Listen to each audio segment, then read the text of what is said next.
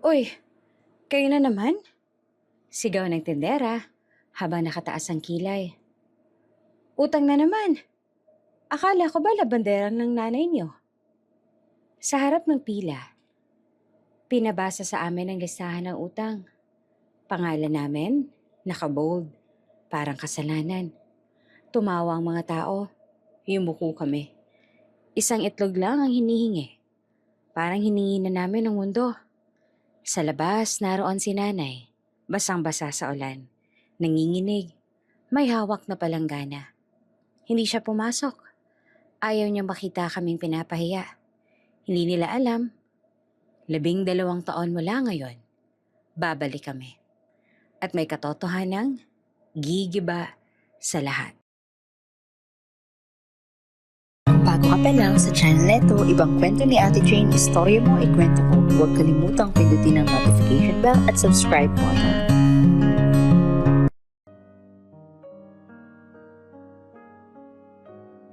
Payak lang ang buhay namin noon.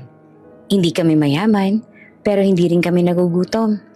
May tatay kaming umuuwi tuwing may bakasyon. Nakauniforme, tahimik, pero buo ang presensya. Military siya. Sanay kaming maghintay. Sanay kaming magdasal tuwing aalis siya. Sabi ni nanay, ganun daw talaga ang buhay ng may sundalo sa pamilya. Hanggang isang araw, hindi na siya nakauwi. Walang kabaong, walang katawan.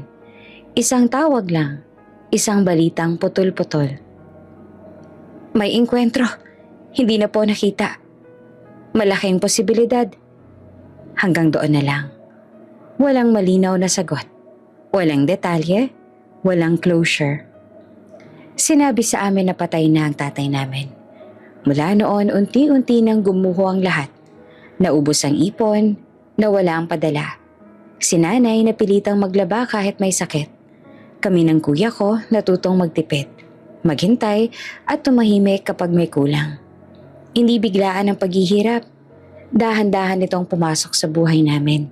Hanggang sa isang araw, sanay na kami sa gutom, sa utang at sa kahihiyang kasunod nito.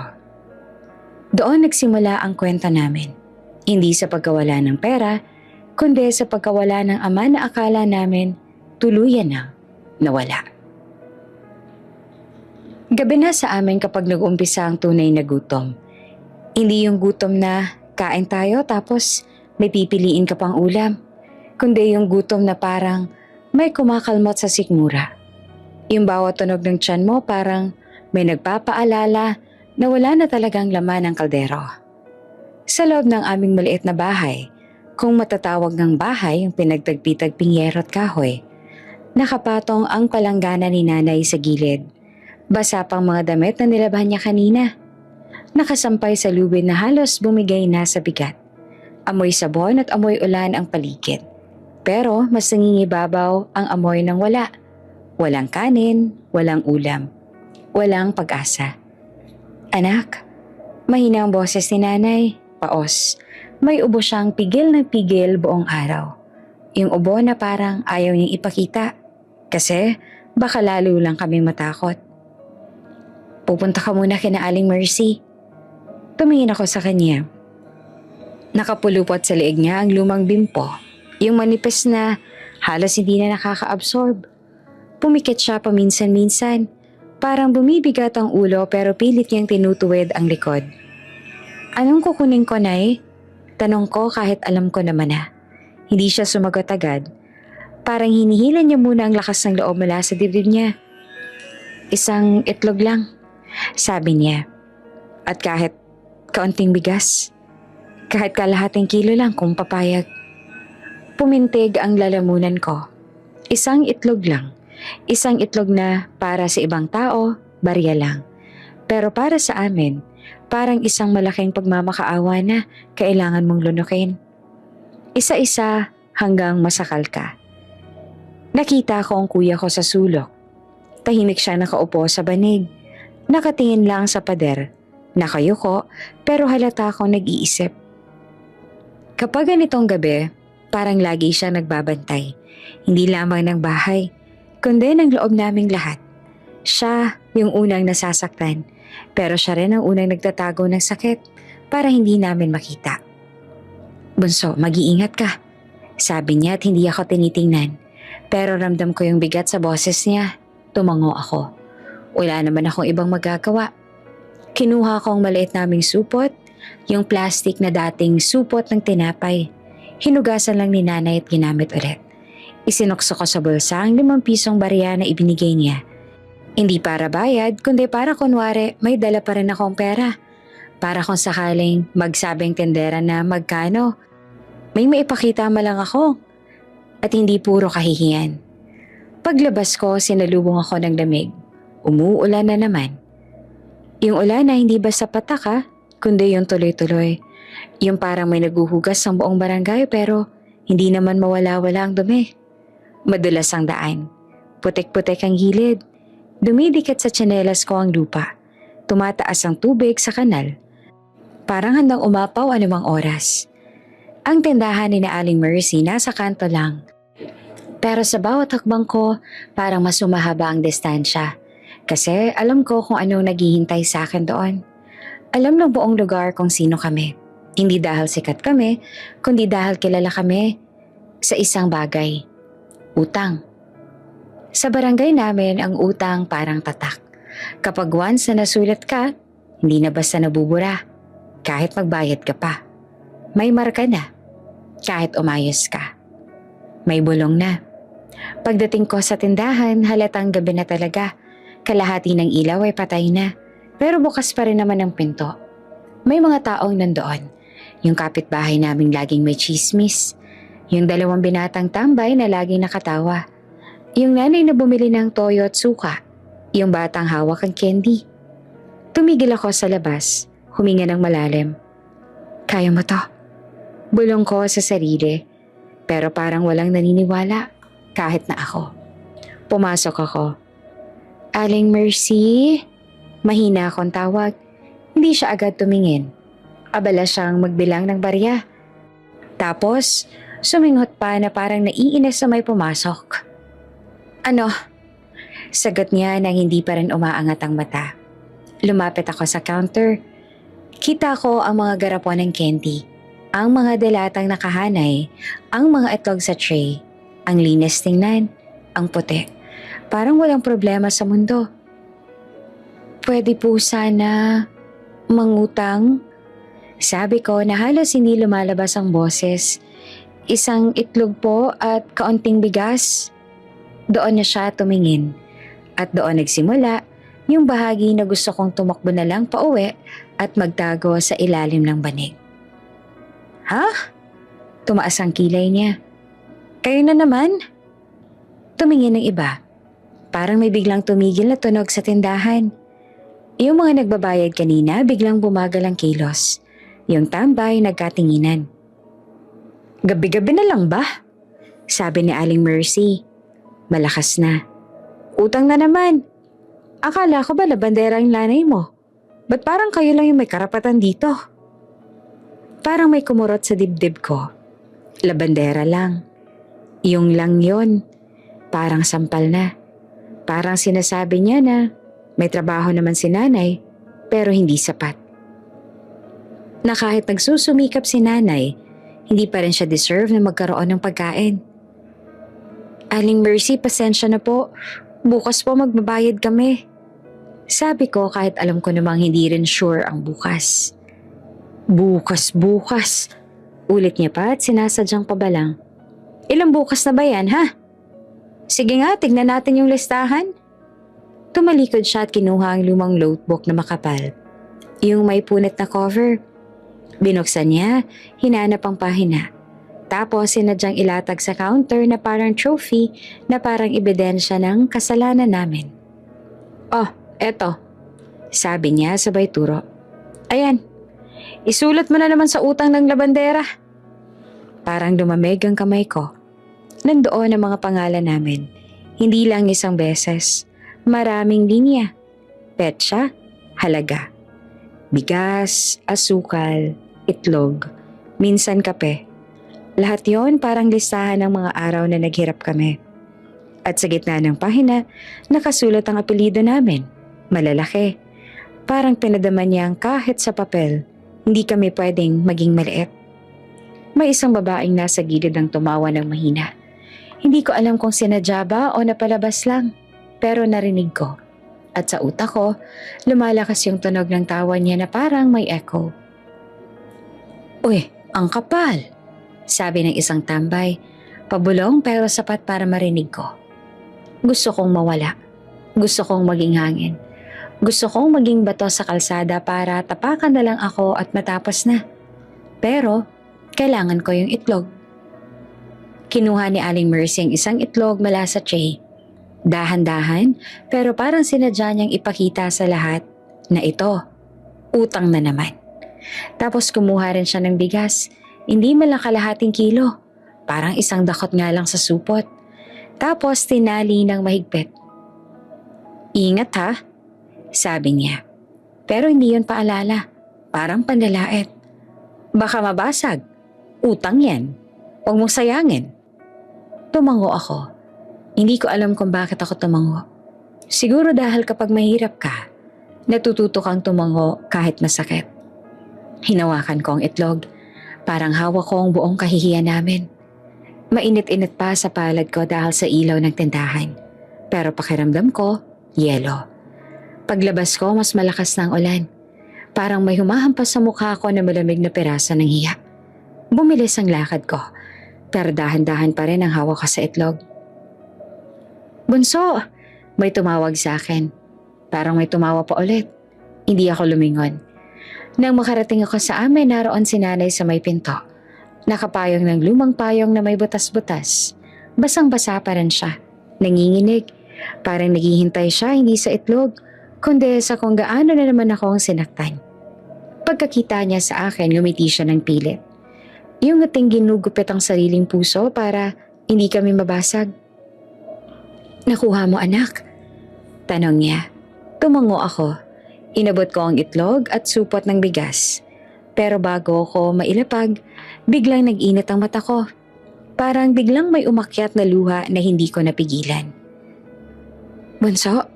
sabi niya at nilapitan ako. Hinaplas niya ang buhok ko. Basang-basa ang buhok ko. Basang kamay niya. "Okay lang. Pasensya ka na, anak." Doon ako mas lalong napaiyak. Kasi yung salitang pasensya na, galing yan sa nanay ko. Kapag alam mong wala naman siyang kasalanan, yon ang pinakamasakit. Sa loob ng bahay, naririnig ko ang kuya ko na tumayo. Hindi siya nagsalita, pero nakita ko ang panga niyang nakapikit. Yung mga mata niyang nagbabaga pero pinipigilan. Lumapit siya at kinuha ang itlog mula sa kamay ko. Parang siya ang sasalo ng bigat. "Bukas, ako naman," sabi niya ng mahina, pero may tunog ng panata. Hindi ko na sila papayagang ganyan ng kaulat. Gusto kong pigilan siya, pero alam kong hindi ko kaya. Sa gabing yon, nagluto si nanay ng lugaw. Hindi lugaw na malapot, kundi lugaw na halos tubig. Pinaghati-hati niya ang itlog sa 3.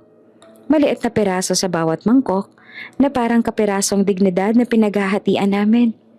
Kumain kami ng tahimik. At habang ngumunguya ako, ramdam ko yung pait na hindi lang galing sa asin, hindi galing sa lugaw, kundi galing sa mga mata ng mga taong tumingin sa akin kanina na parang wala akong karapatang mabuhay ng maayos. Sa labas, patuloy pa rin ang ulan. Sa loob, patuloy naman ang hiya. Pero sa ilalim ng banig, sa pagitan ng mga hininga naming 3, may isang bagay na unti-unting nabubuo. Hindi pa malinaw, hindi ba puo, pero naroon na. Isang araw, babalik kami sa tindahang yon. At sa araw na yon, hindi na itlog ang hawak namin, kundi katotohanan. Kinabukasan, si kuya naman ang pupunta. Mas masakit naman ang ginawa ng tendera. Maaga pa lang ng umaga, ramdam na agad ang bigat sa bahay. Hindi pa sumisikat ang araw pero gising na si nanay. Nakaupo siya sa gilid ng banig, hawak ang ulo. Parang iniisa-isa sa isip kung anong uunahin. Ang labada ba? Ang ubo niya? O ang kakarampot na bigas na halos wala nang laman sa lalagyan? Tahimik lang siya. Pero alam namin pareho ng kuya ko na mas mabigat ang iniisip niya kesa sa palanggana sa labas. Ako nang pupunta. Biglang sabi ng kuya ko. Tumingin si nanay sa kanya. Anak. Okay lang, Nay. Putol naman ang kuya ko. Hindi siya galit. Hindi rin siya mataas magsalita. Pero may tunog ng desisyon. Yung tunog na kapag binitiwan, mahirap nang pigilan. Hindi na pwedeng si Bunso lagi. Gusto kong umangal. Gusto kong sabihin na kaya ko naman. Pero naalala ko ang kagabi, ang listahan, ang tawa, ang salitang labandera lang. Tumikim na lang ako. Kinuha ng kuya ko ang supot na ginamit ko kagabi. Nilinis pa niya, pinunasan ng kaunti. Parang gusto niyang burahin ang bakas ng kahihiyan na naiwan doon. Sinokbit niya ang tsinelas. Yung medyo pudpud na, pero pinilit pa rin isuot. Ano pong kukunin? Tanong niya kay nanay. Saglit namang hindi nakasagot si nanay. Kita ko ang kaba sa mata niya. Parang ayaw niya na mag-utos. Pero wala rin siyang ibang mapagpipilian. Kahit bigas lang anak, mahina niyang sabi. Kahit konti. Tumango ang kuya ko. Hindi na siya nagsalita pa. Lumabas siya ng bahay na diretso ang likod. Pero ramdam kong mabigat ang dibdib niya. Pagkalabas niya sa gate, sinundan ko siya ng tingin hanggang sa kanto. Doon sa direksyon ng tindahan ni na Aling Mercy. Hindi ko alam kung bakit ako kinabahan ng mas malakas ngayon kesa kagabi. Siguro dahil alam kong mas lalaban ng kuya ko. At kapag lumaban ka, mas masakit kapag natalo. Habang wala siya, sinubukan ni nanay na maglaba ulit. Kahit nanginginig ang kamay niya, kahit inuubo siya, pinilit pa rin niyang isawsaw ang mga damit sa batya. Parang gusto niyang may ginagawa siya para hindi isipin kung anong nangyayari sa tindahan. Ako naman, hindi mapakali. Ilang beses akong lumabas-pasok ng bahay. Tumingin sa daan, bumalik, umupo, tumayo ulit. Parang bawat minuto mas humahaba. Sa tindahan, mas maaga pa kaysa kagabi, mas maraming tao. May mga bumibili ng kape bago pumasok sa trabaho. May mga nanay na nag-uusap habang bumibili ng mantika. May mga tambay na hindi pa umuwi mula kagabi. Nakasandal lang sa poste, nagbabantay ng chismis. Pumasok ang kuya ko. Good morning po. Maayos yung bate. Lumingon si Aling Mercy at parang may ngiting hindi buo sa labi niya. Yung ngiting hindi masaya, pero parang naghihintay. Oh, sabi niya. Ikaw naman ngayon. Hindi sumagot agad ang kuya ko. Lumapit lang siya sa counter. Aling Mercy, pasensya na po. Maayos ang sabi.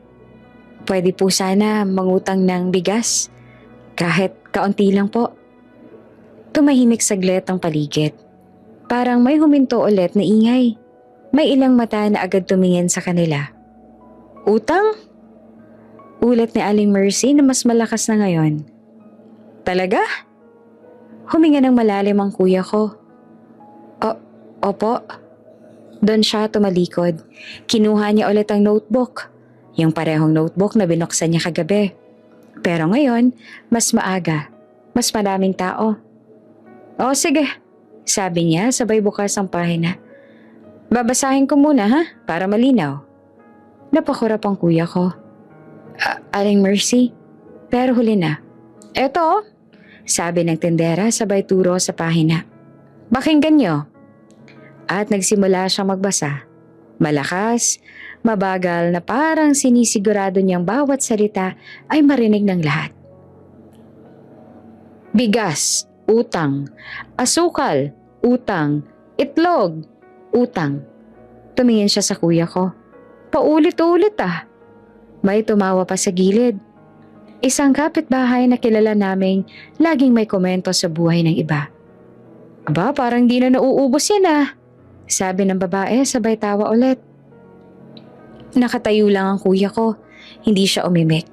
Nakapulupot ang kamay niya sa gilid ng counter. Kita ko sa mukha niya, kahit wala ako roon, ang pagpipigil. Yung gusto mong sumagot pero alam mong kapag nagsalita ka, mas lalala lang. Alam mo? Sabi ni Aling Mercy sabay sara ng notebook.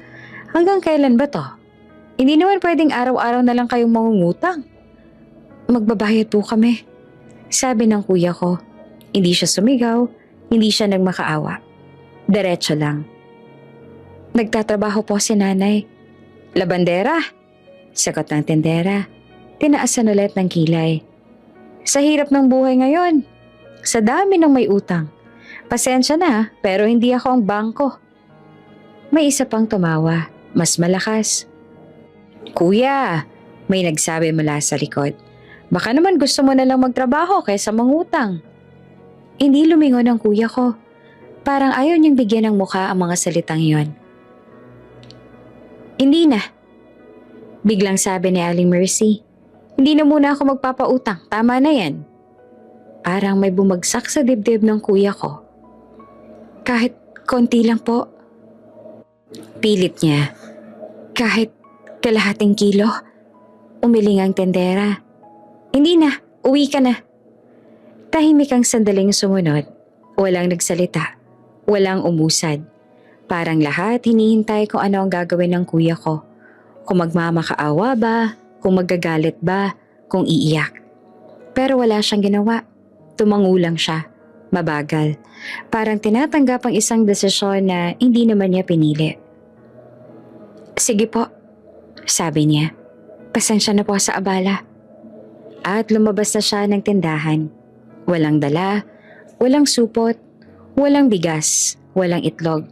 Kundi isang pakiramdam na mas mabigat pa sa bitbit ko kagabi. Pagdating niya sa amin, nakita ko kaagad ang mukha niya. Hindi siya umiiyak, hindi rin siya galit. Pero may kakaibang katahimikan sa mga mata niya. Yung katahimikan na parang may nasirang parte sa loob. Kuya, tawag ko. Umiling lang siya. Wala. Napaupo si nanay. Parang nawala ng lakas ang tuhod niya. Anak, mahina niyang sabi. Okay lang, Nay. Sabi ng kuya ko. Pero halata ako hindi okay. Kain na lang tayo mamaya. Paano? Tanong ni nanay na halos pabulong. Hindi sumagot ang kuya ko kaagad. Umupo lang siya sa banig, tumingin sa sahig. Sa labas naririnig ko ang ulan na muling bumukos. Mas malakas ngayon, parang sinasabayan ng bigat sa loob ng bahay. At doon ko unang nakita ang kamay ng kuya ko na bahagyang nanginginig. Hindi dahil sa lamig, kundi dahil sa hiya na pilit niyang nilunok para sa amin. Hindi pa rin tumigil ang ulan kinabukasan. Parang sinasadya nitong manatili. Parang ayaw umalis hanggang siguraduhin itong ramdam namin ang bawat patak. Basa ang bakuran, putik ang paligid, at ang hangin malamig na parang diretso sa buto. Sa loob ng bahay, narinig ang ubo ni nanay. Paulit-ulit ang pigil, pero halatang masakit. Nay, pahinga na muna, sabi ng kuya ko habang nakatayo sa may pinto. Umiling si nanay kahit halatang nahihilo. Nakapulupot sa liig niya ang lumang bimpo, mas basa pa kesa tuyo. Maputla pa ang mukha niya. May bahagyang pamumula sa pisngi. Hindi dahil sa lakas, kundi dahil sa lagnat. Hindi pwede. Sagot niya at pilit na matatag ang boses. Kung hihinto ako ngayon, anong kakainin natin bukas? May hawak na siyang bareta. Yung kahoy na kupas ng kulay. Makinis na sa gitna dahil sa tagal ng gamit. Ilang beses na naming sinabi na palitan niyon pero lagi niyang sinasagot, pwede pa yan. Tulad ng lahat sa buhay namin, laging pwede pa, kahit hindi na dapat. Isinawsaw niya ang damit sa batya. Kinusot ng madiin. Kita ko ang kamay niya. Namamaga ang mga daliri. May maliit na sugat na hindi tuluyang naghilom. May ilan pang bagong hiwa. Namumula tuwing tatama ang sabon, napapapikit siya saglit. Pero tuloy pa rin. Nanay, may dugo ka na naman. Sabi ko sabay lapit. Wala yan. Mabilis siyang sagot. Sanay na to. Yung salitang sanay na, parang kutsilyo. Parang sinasabi niyang normal lang na masaktan. Normal lang ang manginig. Normal lang ang magkasakit. Basta may mailaban ka sa gutom. Sa gilid ng bakuran, nagbantay kami ng kuya ko. Nakaupo kami sa bangkong kahoy. Hawak ang lumang payong na itinukod namin sa gilid ng batya para hindi mapasukan ng ulan ang labada. Dapat Nasa eskwelahan kami. Dapat may baon kaming lapis, papel, at oras para mag-aral. Pero naroon kami, nagbabantay ng palanggana, nagbibilang ng oras kung kailan matatapos ang labada. Kuya, may quiz tayo mamaya. Sabi ko na mahina. Tumango siya, pero hindi ako tiningnan. Oo. Alam kong pareho naming alam na hindi kami papasok. Hindi ngayon. Hindi habang nanginginig si nanay sa harap namin. May isa pang ubo si nanay na mas malakas. Napahinto siya saglit. Sumandal sa gilid ng batya. Hinawakan niya ang dibdib niya. Huminga ng malalim. Akala ko, hihinto na siya. Pero hindi. Kinuha niya ulit ang bareta. Kusot, banlaw, piga. Paulit-ulit. Parang makina na ayaw tumigil. Kahit paubos na ang langis. Nay, please. Sabi ng kuya ko na lumapit. Ako na muna. Ako na maglalaba. Napatayan si nanay sa kanya. May ngiting pilit. May halong lungkot. Hindi mo yan trabaho, anak. Trabaho nating lahat ang mabuhay, nay. Sagot naman ng kuya ko, pero buo. Umiling si nanay. Mag-aral ka. Iyan ang trabaho mo. Tahimik kaming lahat sandali. Ang ulan ang nagsalita para sa amin. Sa bawat hampas ng ulan sa yero, parang may kasamang tanong. Hanggang kailan? Lumipas ang oras, lumamig ang hangin. Lumamig din ang kamay ni nanay. Nakita ko siyang nanginginig na hindi lang dahil sa ulan, kundi dahil sa lagnat. Pero tuwing tatanungin namin siya kung okay lang, lagi niyang sagot. Konti na lang. Konti na lang. Ilang beses na naming narinig yan. Nang matapos ang huling piga, napaupo siya sa bangko. Parang biglang naubos ang lakas. Huminga siya ng mabilis. Parang hinahabol ang hangin. Nay? Tawag ko.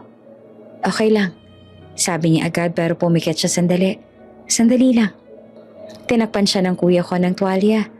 Ako naman kinuha ang baso ng tubig at inabot sa kanya. Nanginginig ang kamay niya habang umiinom. Nay, may lagnat ka talaga. Sabi ko. Lilipas din yan. Sagot niya naman. Huwag kayong mag-alala. Pero nag-alala kami. Kasi alam namin ang ibig sabihin na ang lilipas din. Minsan, hindi. Pagpasok ng hapon, hindi na siya naglaba pa. Pero hindi na rin siya humiga. Umupo lang siya sa loob. Nag-aayos ng mga damit na tuyo na. Parang ayaw niyang huminto ng tuluyan. Baka sakaling kapag huminto siya, may masamang mangyari. Kami ng kuya ko naglatag ng mga notebook sa sahig. Sinubukan naming mag-aral pero sa totoo lang, wala kaming maintindihan. Ang mata namin kay nanay pa rin. Tuwing uubo siya, napapatingin kami. Tuwing mapapahawak siya sa dibdib niya, napapahinto kami sa pagsusulat. Kuya, bulong ko. Paano kung magkasakit si nanay ng malala? Hindi siya agad sumagot. Nakatitig lang siya sa notebook pero hindi gumagalaw ang lapis. Hindi mangyayari yan. Sabi niya sa wakas. Pero parang mas sinasabi niya yan sa sarili niya kesa sa akin. Kinagabihan kumain kami ng kaunting lugaw. Mas konti pa kaysa sa kagabi. Hindi na nagkunwaring busog si nanay ngayon. Halata ang pagod sa mukha niya. Bawat subo, parang may kasamang sakit. Matulog na kayo, sabi niya. Maaga pa bukas. Hindi ka pa humihiga, sabi ng kuya ko. Susunod din, sagot niya. Pero alam naming hindi. Ihintayin niyang makatulog lang kami. Lagi niya namang ginagawa yon. Nang humiga na kami sa banig, narinig ko pa rin ang ubo niya mula sa kusina. Mahina, pigil, pero tuloy-tuloy. Parang orasan na hindi tumitigil. Nakatagilid ako, nakatingin sa kisame na may mancha ng tubig. Sa isip ko, paulit-ulit ang tanong. Hanggang kailan niya kakayanin? Sa dilim, naramdaman kong gumagalaw ang banig. Umupo ang kuya ko. Hindi siya nagsalita. Pero alam kong gising siya. Kailangan nating gumawa ng paraan. Bulong niya. Halos hindi marinig. Tumango ako kahit hindi niya nakikita. Sa gabing yon, habang umuulan sa labas at umuubo si nanay sa kusina, pareho naming naiintindihan. Hindi pwedeng ganito na lang palagi. May hangganan ang katawan, may hangganan ang bareta, may hangganan ang pagtitiis. At kung hindi namin kikilos, mauuna si nanay. Kapag tag-ulan, mas lalo naming nararamdaman na ang bahay namin ay tila hindi talaga tahanan. Hindi to yung bahay na kapag umuulan ay ligtas ka. Hindi rin yung bahay na kapag malamig sa labas ay mainit sa loob. Sa amin, kapag bumuhos ang ulan, parang kasabay nitong bumubuhos ang lahat ng problema. Gabi na naman, madilim na ang paligid. Pero hindi dahil sa gabi lang, wala kaming kuryente. Matagal na. Ilang buwan na rin putol dahil hindi na namin nabayaran. Sa halip na ilaw, kandila ang nakasinde sa gitna ng mesa. Maliit lang ang apoy, nanginginig kapag may hangin na pumapasok sa siwang ng dingding. Sa itaas namin may patak. Patak, patak. Mula sa butas ng bubong, diretso sa sahig ang tubig ulan. May inilagay kaming timba sa ilalim para saluhin. Pero kahit ilan pang ilagay, parang laging may bagong tutulo. May mga bahid ng kalawang ang yero. At tuwing malakas ang ulan, parang humihinga ang bubong. Umiingay, umaangal, parang anytime bibigay. Ilipat mo yung timba dyan, sabi ng kuya ko sabay turo sa isang sulok. Kinuha ko ang timba at inusog. Basa na ang sahig, malamig. Dumidikit sa paa ko ang putik at alikabok na naging iisa na. Si nanay nakaupo sa banig. Nakapulupot sa kanyang manipis na kumot. Pero halata pa rin ang panginginig. Hindi na siya naglaba buong araw. Pinilit namin siyang humiga. Pero kahit nakahiga, ubo pa rin siya ng ubo. Nay, okay ka lang ba? Tanong ko. Tumango naman siya. Okay lang. Sagot niya pero hindi niya kami tiningnan. Parang ayaw niya makita na nahihirapan siya. Isang banig lang ang meron kami. Lumang banig na may himulmol na sa gilid. May butas pa sa gitna. Doon kami tatlong magkakatabing matutulog mamaya. Doon din kami nauupo. Kumakain, nag-uusap, nag-aalala. Kuya, sabi ko hawak ang notebook ko. May assignment pa tayo. Tumango siya. Sige, dito na lang. Umupo kami sa sahig, malapit sa kandila. Inilapag namin ang mga notebook. Ang ilaw ng kandila, sapat lang para makita ang sulat. Pero kailangan mong ilapit ang mukha mo. Minsan, kapag mahina ang apoy, nagiging anino lang ang mga letra. Sa bawat patak ng ulan sa bubong, nanginginig ang apoy ng kandila. Natatakot akong mamatay ito. Kapag namatay, titigil din ang pag-aaral namin. Bilis lang, sabi ng kuya ko, baka maubos ang kandila. Nagsulat ako ng mabagal. Hindi dahil hindi ko alam ang sagot, kundi dahil nanginginig ang kamay ko sa lamig. Basa ang hangin, basa ang sahig, basa ang paligid. Sa gilid naririnig ko ang ubo ni nanay, paulit-ulit, parang kasabay ng bawat patak ng ulan. Nay, sabi ng kuya ko, hindi umaangat ang tingin sa notebook. Matulog ka na. Sandali lang, sagot niya. Ihintayin ko kayo matapos. Alam naming hindi siya makakatulog hanggat gising kami. At alam din naming hindi siya makakatulog ng maayos kahit matulog na kami. May biglang mas malakas na patak. Tumama ang tubig sa mismong gilid ng banig. Nabasa ang dulo. Ay, sabi ko. Kinuha ng kuya ko ang basahan at pinatong sa gilid para sumipsip ng tubig. Pero ilang segundo lang basa na rin ang basahan. Ganito na naman, bulong niya.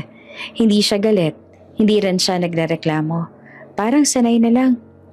Minsan iniisip ko kung kailan kami nasanay sa ganito. Kung kailan naging normal ang mag-aral sa kandila. Kung kailan naging okay ang matulog sa basang sahig. Kung kailan namin tinanggap na ang buhay ay hindi lugar ng pahinga, kundi lugar lang ng pagtitiis. Natatandaan mo ba? Biglang sabi ng kuya ko. Nung bata pa tayo, napatingin ako sa kanya. Alin? Nung hindi pa ganito kalala. Sabi niya, nung buo pa ang bubong. Tumango naman ako. Oo, naalala ko. Hindi man maganda ang bahay noon pero hindi tumutulo. May ilaw pa kami kahit papaano. May mga gabi pa na nagkukwentuhan kami nang hindi nagmamadali. nang hindi nagbibilang ng kandila, nang hindi nakikinig sa ubo ni nanay. Babalik din tayo doon, sabi ng kuya ko. Hindi siya nakatingin sa akin, pero ramdam kong sinisiguro niya yon sa sarili niya. Sana, sagot ko naman. Natahimik kami. Tanging tunog ng ulan at patak ng tubig sa timba ang maririnig. Natapos ko ang assignment ko. Isinara ko ang notebook. Hinipan ko ng kaunti ang kandila para mas tumagal ang apoy. Matulog na kayo, sabi ni nanay ulit. Bukas na lang ulit. Humiga kami sa banig. Una si nanay sa gitna. Kami ng kuya ko sa magkabilang gilid, siksikan. Kapag gumalaw ang isa, gagalaw kaming lahat. Ramdam ko ang lamig ng sahig sa likod ko. Ramdam ko rin ang init ng katawan ni nanay sa tabi ko. Init na may kasamang lagnat. Nay, bulong ko. Kung may kailangan ka, gisingin mo kami ha. Ngumiti siya ng mahina. Sige. Pero alam ko namang hindi niya kami gigisingin. Kahit na ano pa ang mangyari. Sa dilim nakatitig ako sa bubong. Kita akong anino ng patak ng tubig kapag tinatamaan ng liwanag ng kandila. Isa-isa, paulit-ulit. Parang oras na hindi gumagalaw. Kuya, bulong ko ulit. Sa tingin mo ba, may bahay na hindi tumutulo? Hindi siya agad sumagot. Siguro iniisip niya kung paano sasagutin na hindi magsisinungaling. Meron, sabi niya sa wakas. At balang araw, titira tayo doon.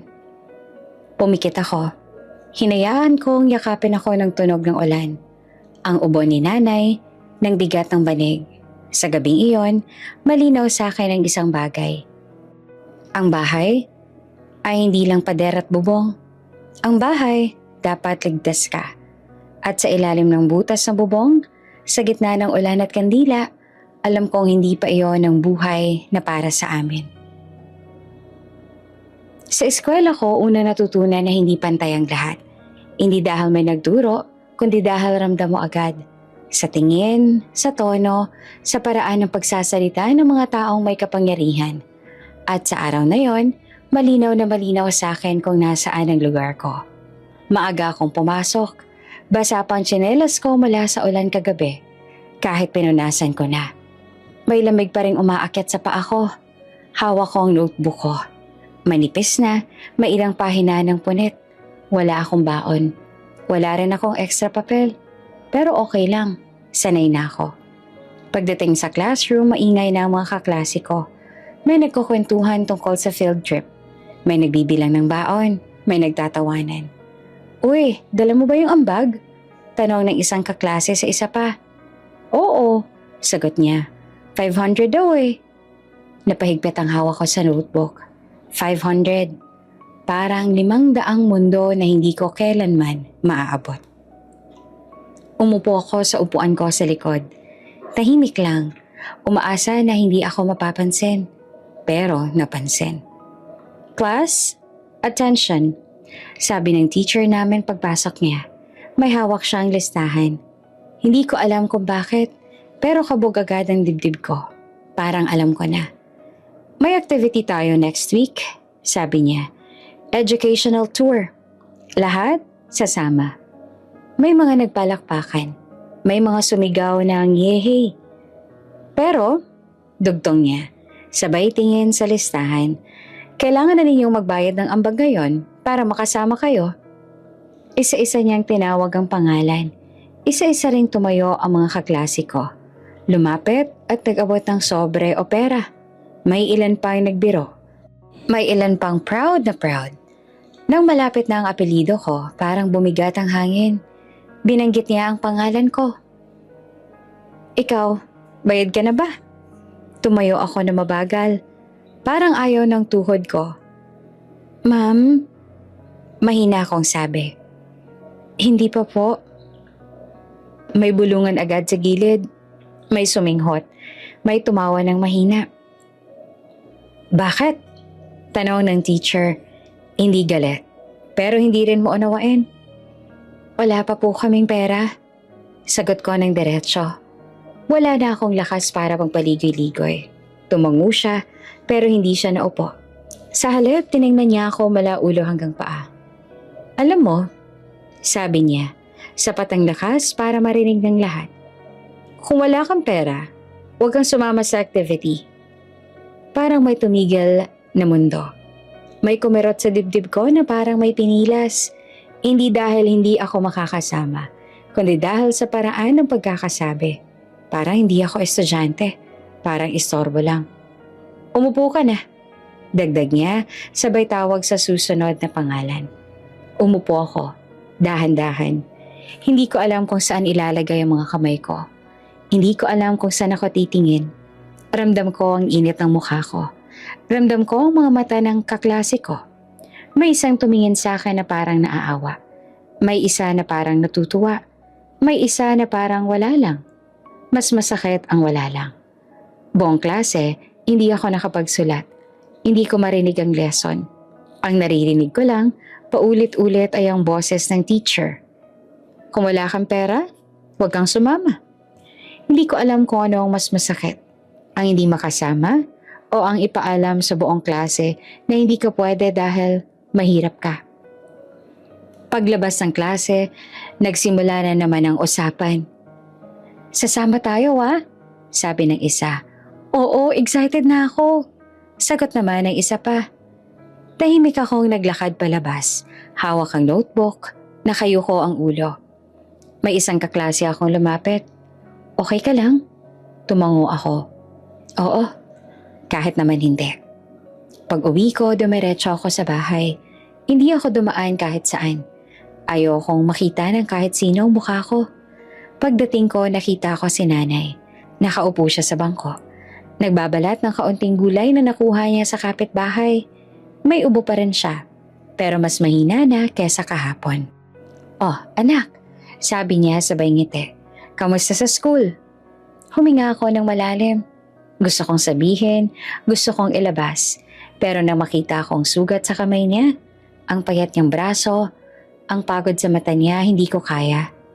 Ayos lang po, sagot ko. Ngumiti siya. Mabuti naman. Umupo ako sa gilid, tahimik, pinagmasdan ko siya. Hindi ko alam kung paano sasabihin na may ambagan, na hindi ako makakasama, na pinahiya ako. Ayoko na madagdagan pa ang bigat sa dibdib niya. Kinagabihan habang kumakain kami ng kaunting kanin at asin, narinig ko ang kuya ko na nagtanong, "May activity kayo sa school?" Napatingin ako sa kanya. Parang alam niya na. Meron. Sagot ko na pilit normal ang tono. Sasama ka? Tanong niya. Umiling naman ako. Hindi na? Bakit? Tanong ni nanay na nag-aalala. Napahigpit ang hawak ko sa kutsara. May bayad po. Tahimik ang sumunod. Walang nagsalita. Walang umimik. Kaya ko yun. Biglang sabi naman ni kuya. Maghahanap ako ng paraan. Umiling naman ako agad. Wag na kuya. Bakit? Tanong niya. Okay lang naman ako. Sagot ko. Hindi naman yun importante. Pero alam naming lahat na importante. Hindi lang talaga kaya. Pagkatapos kumain, pumasok ako sa loob. Humiga sa banig, nakaharap sa pader. Ayoko makita nilang mukha ko. Tahimik akong umiyak. Hindi hagulhol, hindi maingay. Yung luha na kusang tumutulo kahit ayaw mo. Hindi dahil gusto kong sumama sa activity, kundi dahil sa araw na yon, malinaw na ipinapaalala sa akin ng eskwela na may mga lugar na hindi talaga para sa mahirap. Kahit gaano ka pa magsikap, kahit gaano ka pa katahimik. At sa ilalim ng kwarto, isang bagay lang ipinangako ko sa sarili ko.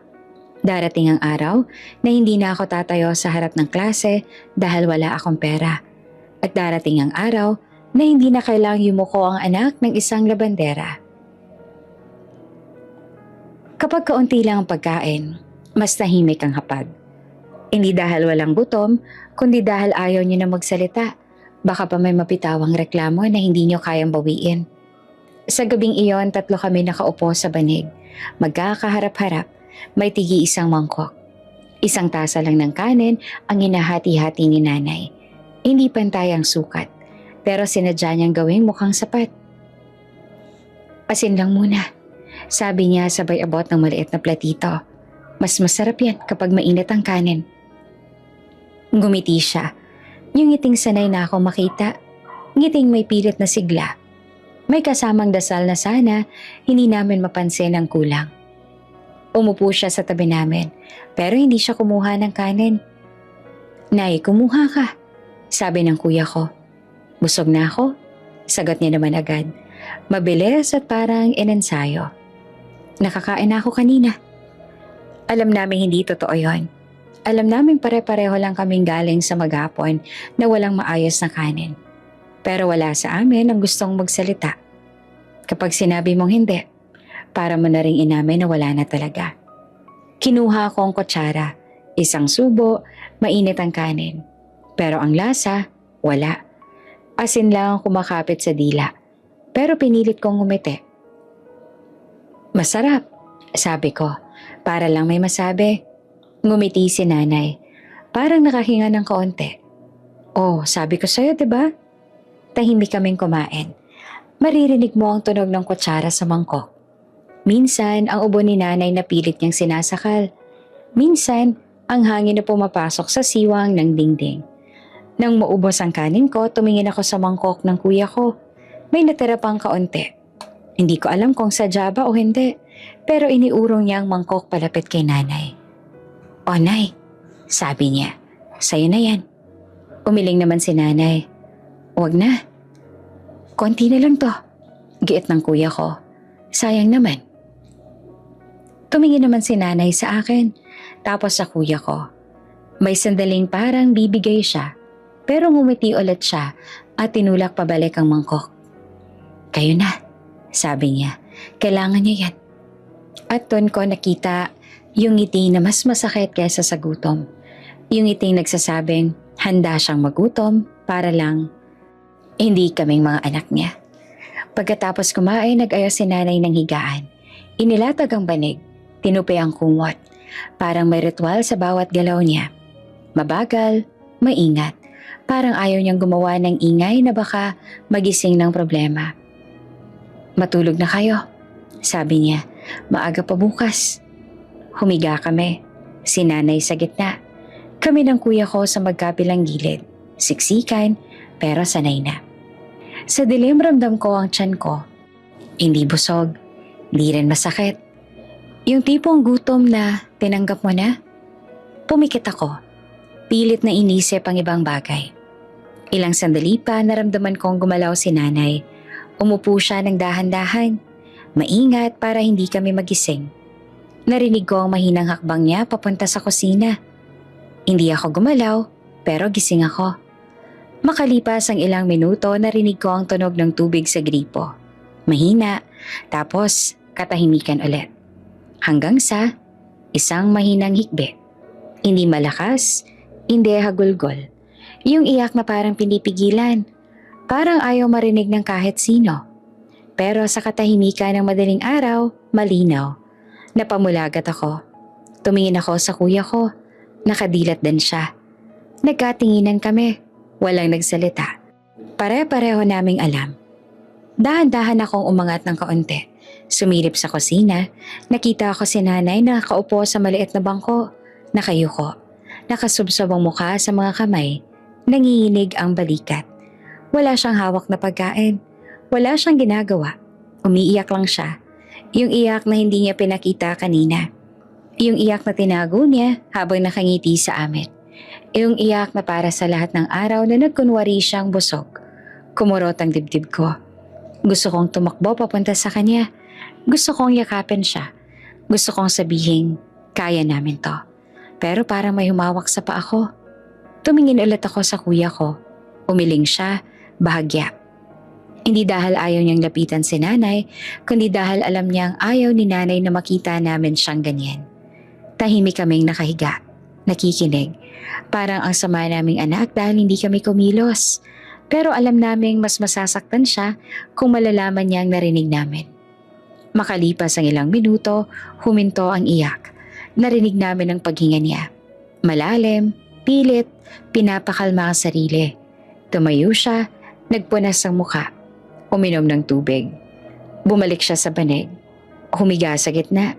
Dahan-dahan, parang walang nangyari. Pumikit ako, pero gising pa rin ang isip ko. Sa dilim naramdaman kong gumalaw ang kamay ng kuya ko. Hinahanap ang kamay ko. Mahigpit niya akong hinawakan. Hindi siya nagsalita, pero sapat na yon. Sa gabing iyon, malinaw sa amin ang isang bagay. Hindi lang kami ang nagugutom. Hindi lang kami ang nasasaktan. At kung may ngiti man si nanay sa bawat araw na kulang ang pagkain, iyon ay ngiting binabayaran niya ng luha sa madaling araw. Doon sa pagitan ng gutom at katahimikan, mas lalo naming naunawaan kung bakit kailangan naming tumayo. Kahit masakit, kahit maaga para sa kanya. Maaga pa lang alam ko nang may mali. Hindi dahil may sinabi si nanay, kundi dahil mas tahimik siya kaysa dati. Karaniwan kahit may ubot lagnat, gumagalaw pa rin siya. May ingay ang palanggana. May tunog ang bareta. May ritmong paulit-ulit. Pero nung umagang iyon, parang mabagal ang lahat. Nay, tawag ko mula sa loob. Magpahinga ka muna. Dito lang ako. Sagot naman niya mula sa bakuran. Tatapusin ko lang to. Lumabas ako. Nakita ko siya nakayuko sa batya. Maputla ang mukha niya. Mas maputla kaysa kahapon. May pawis sa noo kahit malamig ang hangin. Nanginginig ang kamay niya habang pinipiga ang damit. Nanay, sabi naman ng kuya ko at lumapit. Sabi namin, pahinga ka muna. Ngumiti siya pero hindi na buo. Konti na lang. Hindi ko alam kung ilang beses na naming narinig ang salitang yon. Isinubsob niya ulit ang damit sa tubig. Isang kusot, 2, 3. Tapos, bumagal ang galaw niya. Parang napahinto ang mundo sa isang iglap. Binitawan niya ang damit. Napahawak sa gilid ng batya. Tumingala siya, pero parang hindi niya kami nakita. Nay, sabay naming tawag.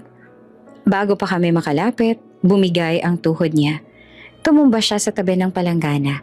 Basang-basa ang saya niya. Tumama ang ulo niya sa lupa.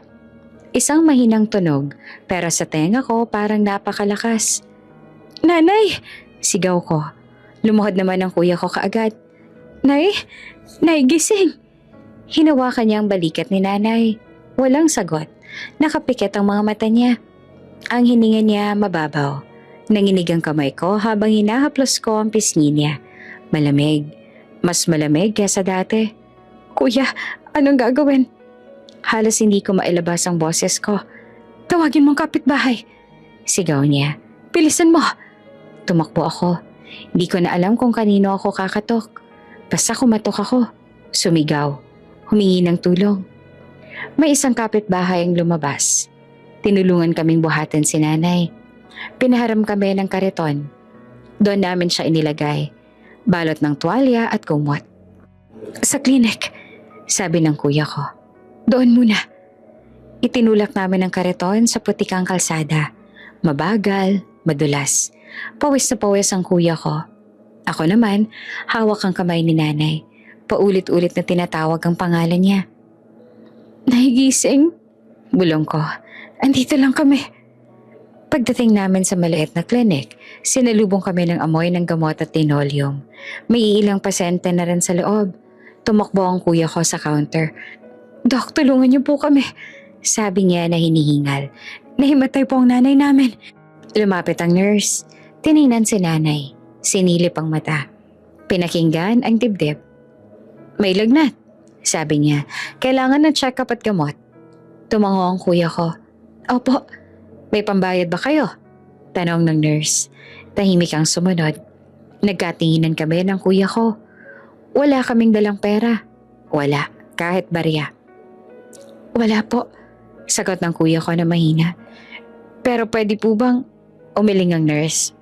Pasensya na, kailangan muna ng bayad. Dok, singit ko na umiiyak na. Please po, nahihirapan na po siya. Tumingin ang nurse sa akin. May bahid ng awa, pero may distansya rin. Sorry, pero may patakaran kami. Babayaran po namin. Giit ng kuya ko. Maghanap po kami. Hindi pwede, hindi to charity. Parang may humampas sa dibdib ko. Hindi ko alam kung galit ba yon o hiya ang mas nangingibabaw.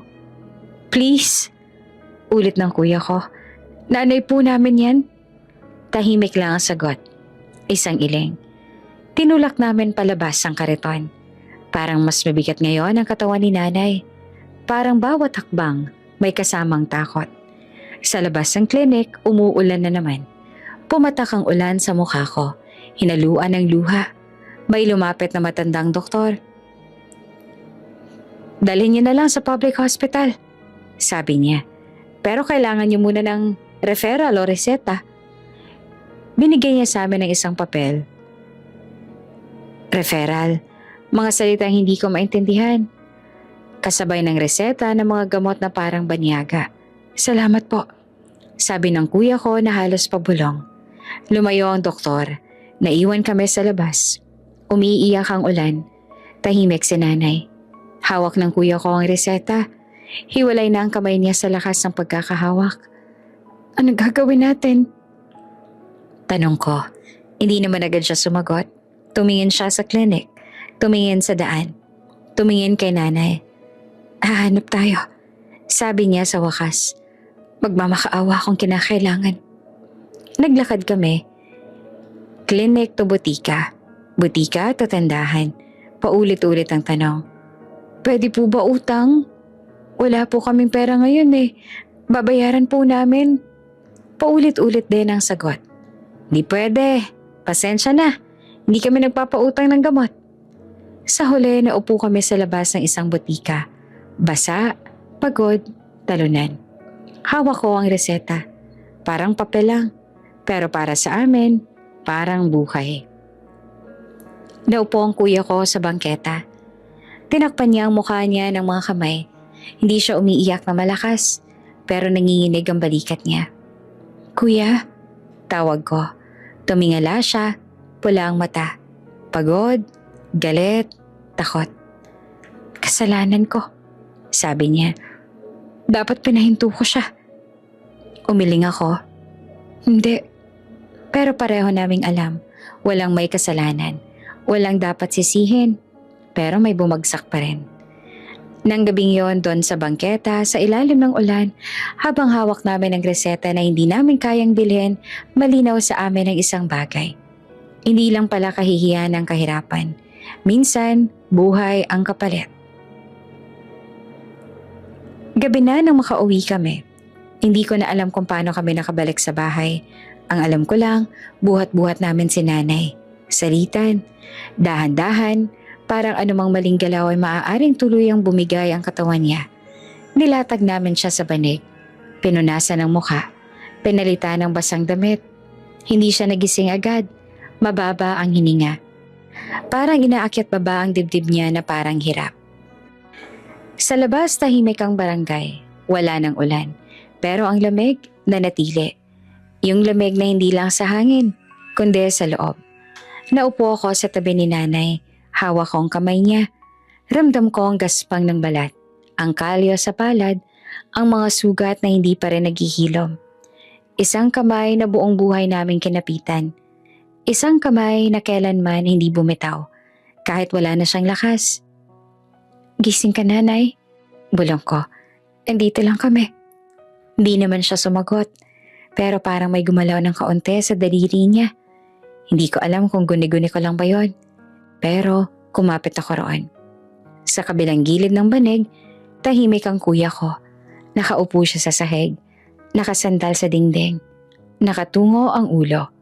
Hindi ko siya makita ng maayos. Pero ramdam ko ang bigat ng katahimikan niya. Yung katahimikang mas maingay pa sa sigaw. Lumipas ang ilang minuto o oras. Hindi ko alam, sa ganitong mga sandali nawawala ang pakiramdam ng oras. Bunso, biglang sabi ng kuya ko. Napatingin ako sa kanya. Lumapit siya. Umupo sa tabi ko. Hindi siya tumingin kay nanay. Tumingin siya sa sahig. Parang doon niya gustong kausapin ang sarili niya. Ako nang gagawa ng paraan. Sabi niya na mahina ang boses, pero buo. Hindi na pwedeng ganito. Hindi naman agad ako sumagot. Parang alam ko na ang susunod niyang sasabihin. At ayokong marinig. Kahit mahinto ako sa pag-aaral, dugtong niya. Parang may humampas sa dibdib ko. Hindi. Agad kong sabi. Mas malakas kesa sa inaasahan ko. Hindi pwede. Tumingin siya sa akin. Sa mata niya ay may halong pagod at determinasyon. Hindi galit. Hindi rin awa, kundi desisyon. Kailangan, sabi niya. Wala na tayong ibang pagpipilian. Umiling ako ay mabilis. Ako na lang. Maghahanap ako ng trabaho. Mag-working student ako. Huwag na ikaw. Napangiti siya ng kaunti. Hindi masaya. Parang mas lalo lang siyang nasaktan. Bata ka pa, sabi niya. Ako ang panganay. Ako ang dapat. Pero paano pangarap mo? Tanong ko. Nanginginig na ang boses ko. Ikaw ang gustong maging. Tumigil ako. Di ko na tinuloy kasi mas masakit banggitin. Huminga siya ng malalim. Pangarap lang yun, sabi niya. Pero si nanay, totoo siya. Buhay siya. Napayuko ako. Umiyak na ako. Hindi ko na napigilan. Kuya, ayoko, sabi ko. Ayokong isuko mo ang lahat dahil sa amin. Hinawakan niya ang kamay ko ng mahigpit. Parang gusto niyang ipasa sa akin ng lakas na wala na siya. Hindi ko to titingnan na pagsuko, sabi niya. Ito ang laban ko. Tumingin kami kay nanay. Tahimik siya. Mahina ang hininga. Parang wala siyang alam sa usapan namin. At siguro, mas mabuti na rin. Hindi natin siya pwedeng pabayaan, sabi ng kuya ko. Hindi na ulit. Sa dilim ng kwarto, walang ilaw, walang saksi, walang ibang nakarinig. Doon ipinanganak ang desisyong babago sa buhay namin. Umupo kami na magkatabi, magkahawa kamay. Parehong umiiyak, pero pareho ring pinipigilan ng hikbi. Ayaw naming marinig ni nanay kung sakaling magising siya. Anong gagawin mo? Tanong ko ng mahina. Maghahanap ako ng trabaho, sagot niya. Kahit anong pwede. Kahit mabigat. Kahit delikado. Kuya, makinig ka muna. Putol niya. Hindi siya galit pero seryoso. Ikaw, mag-aaral ka. Kahit mahirap, kahit gutom tayo, kailangan may isa sa atin na magpatuloy. Pareho tayong tutuloy. Giit ko. Ngumiti siya. Oo, pero magkaiba ang paraan. Tahimik kaming dalawa. Parang parehong may iniisip na hindi namin sinasabi. Pangako, sabi niya bigla. Ano man ang mangyari, iaahon natin si nanay. Pangako, sagot ko naman agad. Kahit hindi ko alam kung paano, kahit hindi ko alam kung kailan. Magkahawak kaming nanatili roon. Parang kung bibitaw kami, ay mawawala. Ilang sandali umungol si nanay. Bahagyang dumilat ang mata niya. Tumingin siya sa amin. Mahina ang boses. Anak, bulong niya. Bakit gising pa kayo? Matulog ka nanay, sabi ko naman agad. Pinupunasan ng luha ko. Andito lang kami. Ngumiti siya ng kaunti. Pasensya na ha, naging pabigat pa ako. Parang may pumutok sa dibdib ko. Huwag mong sabihin yan, Nay. Sabay naming sabi ng kuya ko. Hindi ho kayo pabigat. Dugdong ko. Ikaw ang dahilan kung bakit kami tumatayo araw-araw. Napapikit si nanay. May luhang pumatak mula sa gilid ng mata niya. Hindi siya nagsalita. Parang nakatulog ulit. Tumahimik ang kwarto. Tanging hininga lang ni nanay ang maririnig. Mabagal, mahina, pero buhay. Sa gabing yon, hindi kami natulog agad. Nakaupo lang kami. Nagbabantay, nag-iisip. Natatakot, umaasa. Walang sino man ang nakakita sa pangakong binitiwan namin. Walang pumalakpak. Walang sumaksi. Pero malinaw sa amin. Simula nung gabing yon, hindi na lang kami magkapatid na naghihirap. Kami na ang magiging sandala ng isang labanderang buong buhay kaming binuhat. At kahit wala kaming pera, kahit wala kaming kapangyarihan, may pangako kami. At sa ngayon, sapat muna yon para mabuhay. Hindi sabay na dumating ang pagbabago. Dahan-dahan itong sumingit sa araw-araw namin. Hanggang sa hindi na namin namalayan na ibang buhay na pala ang ginagalawan namin. Unang umalis ang kuya ko ng bahay bago pa sumikat ang araw. Hindi na siya nakapambahay kapag umaga. Laging nakatsinelas na may putik. Suot ang lumang t-shirt na kaya ng madumihan. May dala siyang maliit na supot, tubig, kaunting tinapay kung meron, at tapang na pilit niyang binubuo. Sa kanto lang muna, sabi niya noong unang araw. May naghahanap ng magbubuhat. Buhat. Isang salitang parang simple, pero sa katawan ng kuya ko nagiging paulit-ulit iyon na kirot. Sa una, sa palengke, kargador, mabigat ang sako ng bigas, kahon ng gulay, minsan kahon ng isda na may amoy na kumakapit sa balat. Sa hapon naman, construction site, tagahalo ng semento, tagasali ng hollow blocks. Sa gabi, kung may mag-aalok, bantay sa maliit na bodega. Umuuwing pagod. Madalas hindi na nagsasalita. Nauupo lang sa gilid ng banig. Hinahaplos ang mga kamay na namumula at may bagong paltos. Kapag tinatanong ko kung okay lang ba siya, lagi niyang sagot, ayos lang. Alam ko namang hindi. Ako naman, naghahanap ng pwedeng pasukan pagkatapos ng klase. Sa umaga, eskwela. Sa hapon, tindahan sa kanto. Tagalinis, tagabantay, minsan tagabalot ng mga paninda. Maliit ang bayad. Minsan pagkain lang. Pero tinanggap ko. Kailangan. May mga araw na halos hindi ko na maramdaman ang upuan sa classroom.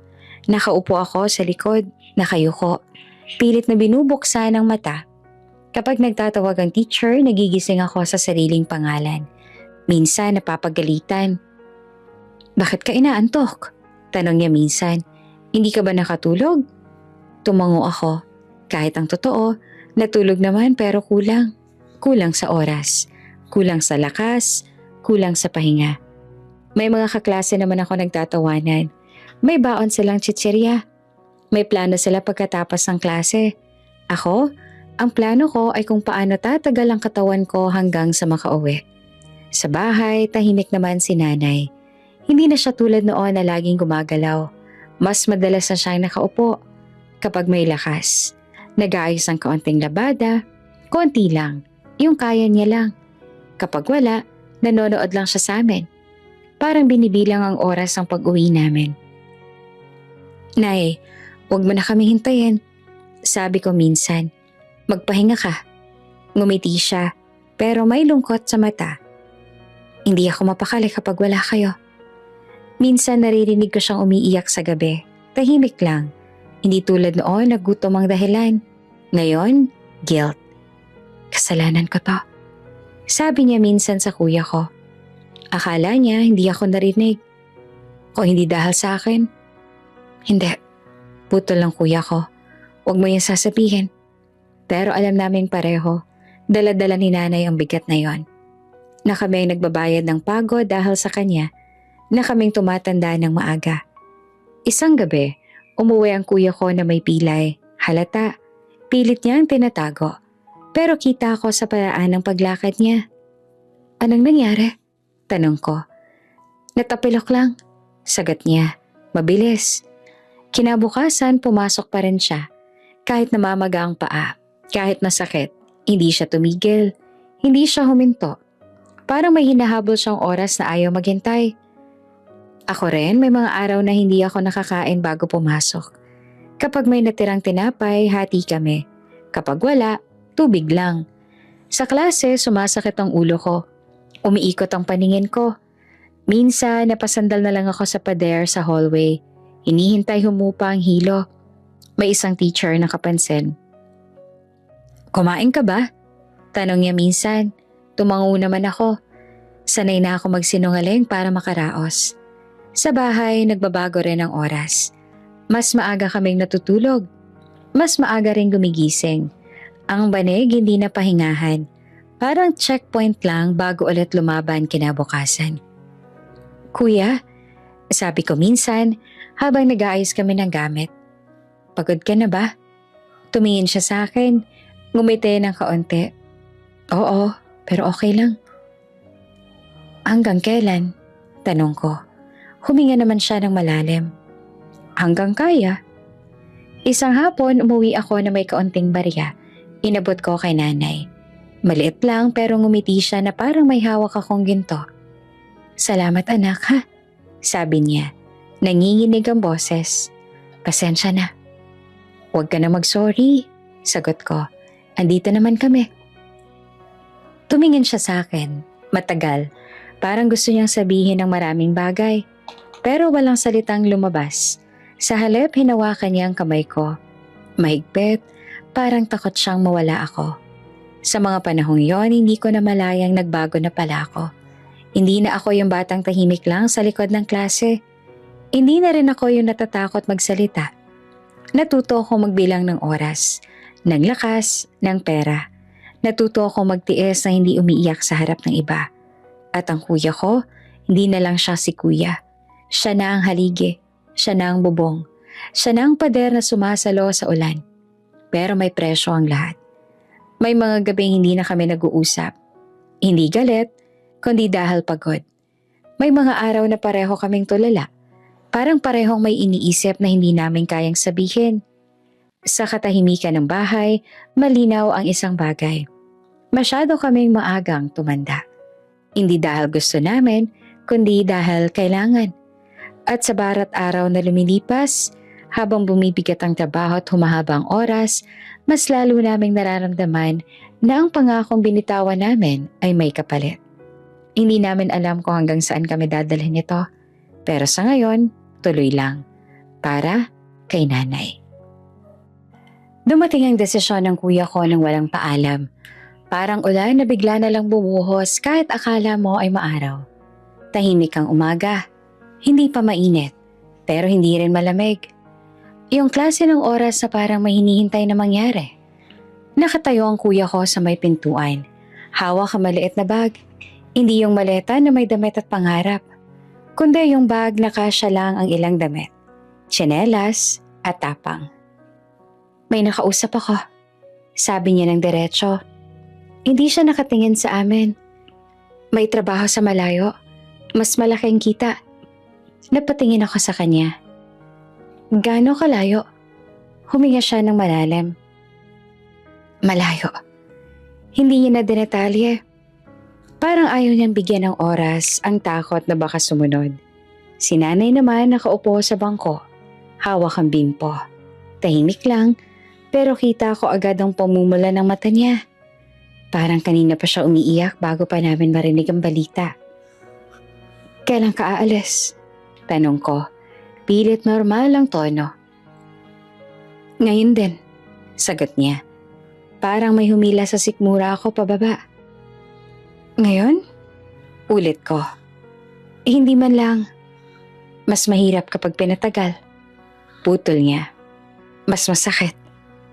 Tahimik ang bahay. Ang tunog lang ng hangin sa labas at ang mahinang tiktik ng tumutulong tubig mula sa gripo. Parang lahat nakikinig sa amin.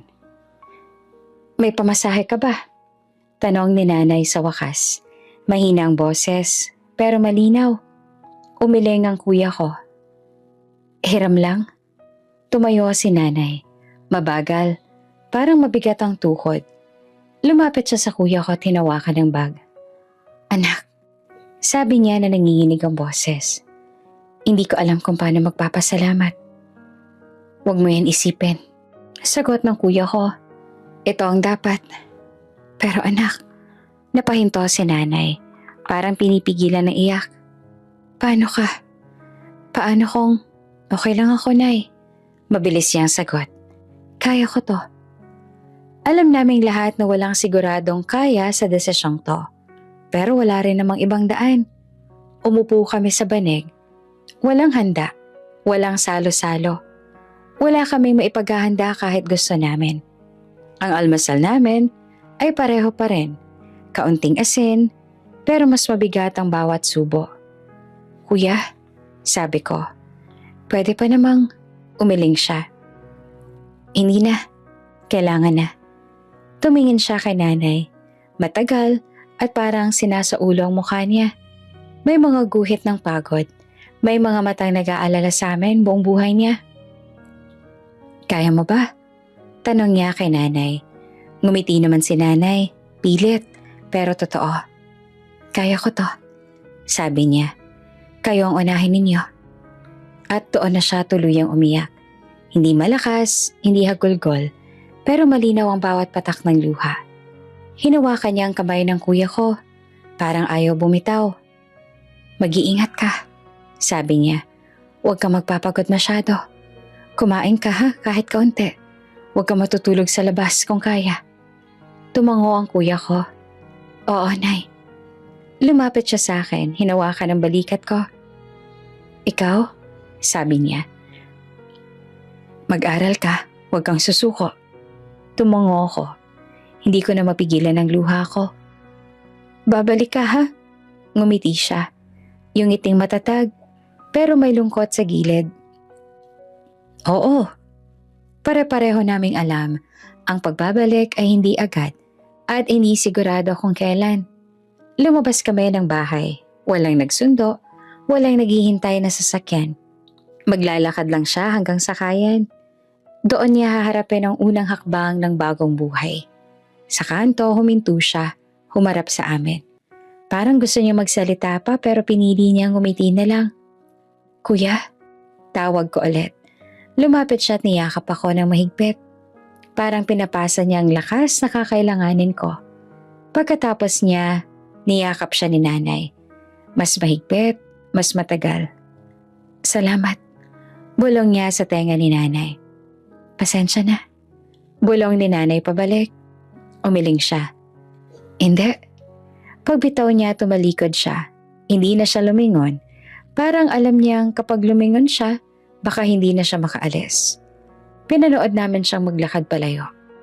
Papaliit ang likod niya. Papalayo ang hakbang. Hanggang sa mawala siya sa dulo ng kalsada. Tahimik kaming bumalik sa bahay. Mas tahimik kaysa dati. Umupo si nanay sa bangko. Hawak ang bimpo. Nakatingin sa pintuan na parang umaasang babalik ang kuya ko at sasabihing biro lang ang lahat. Ngunit hindi siya bumalik. Kinagabihan, mas maaga kaming natulog. Pero hindi agad nakatulog. Nay, sabi ko sa dilim, okay ka lang ba? Huminga siya ng malalim. Okay lang, sagot niya. Pero alam kong hindi. Babalik siya. Dagdag pa niya. Parang sinasabi niya sa sarili niya na babalik siya. Oo, sagot ko. Babalik siya, Nay. Sa gabing yun, pareho naming nararamdaman ng bigat ng pagkawala. Hindi dahil iniwan kami, kundi dahil iniwan niya ang isang bahagi ng sarili niya para sa amin. Walang handa, walang pamasahe, walang kasiguraduhan. Pero may desisyon. At iyon ang pinakamahirap na paalam na kailangan naming tanggapin. 12 taon ang lumipas na parang isang mahabang paghinga. Hindi namin namalayan kung kailan eksaktong nagbago ang lahat.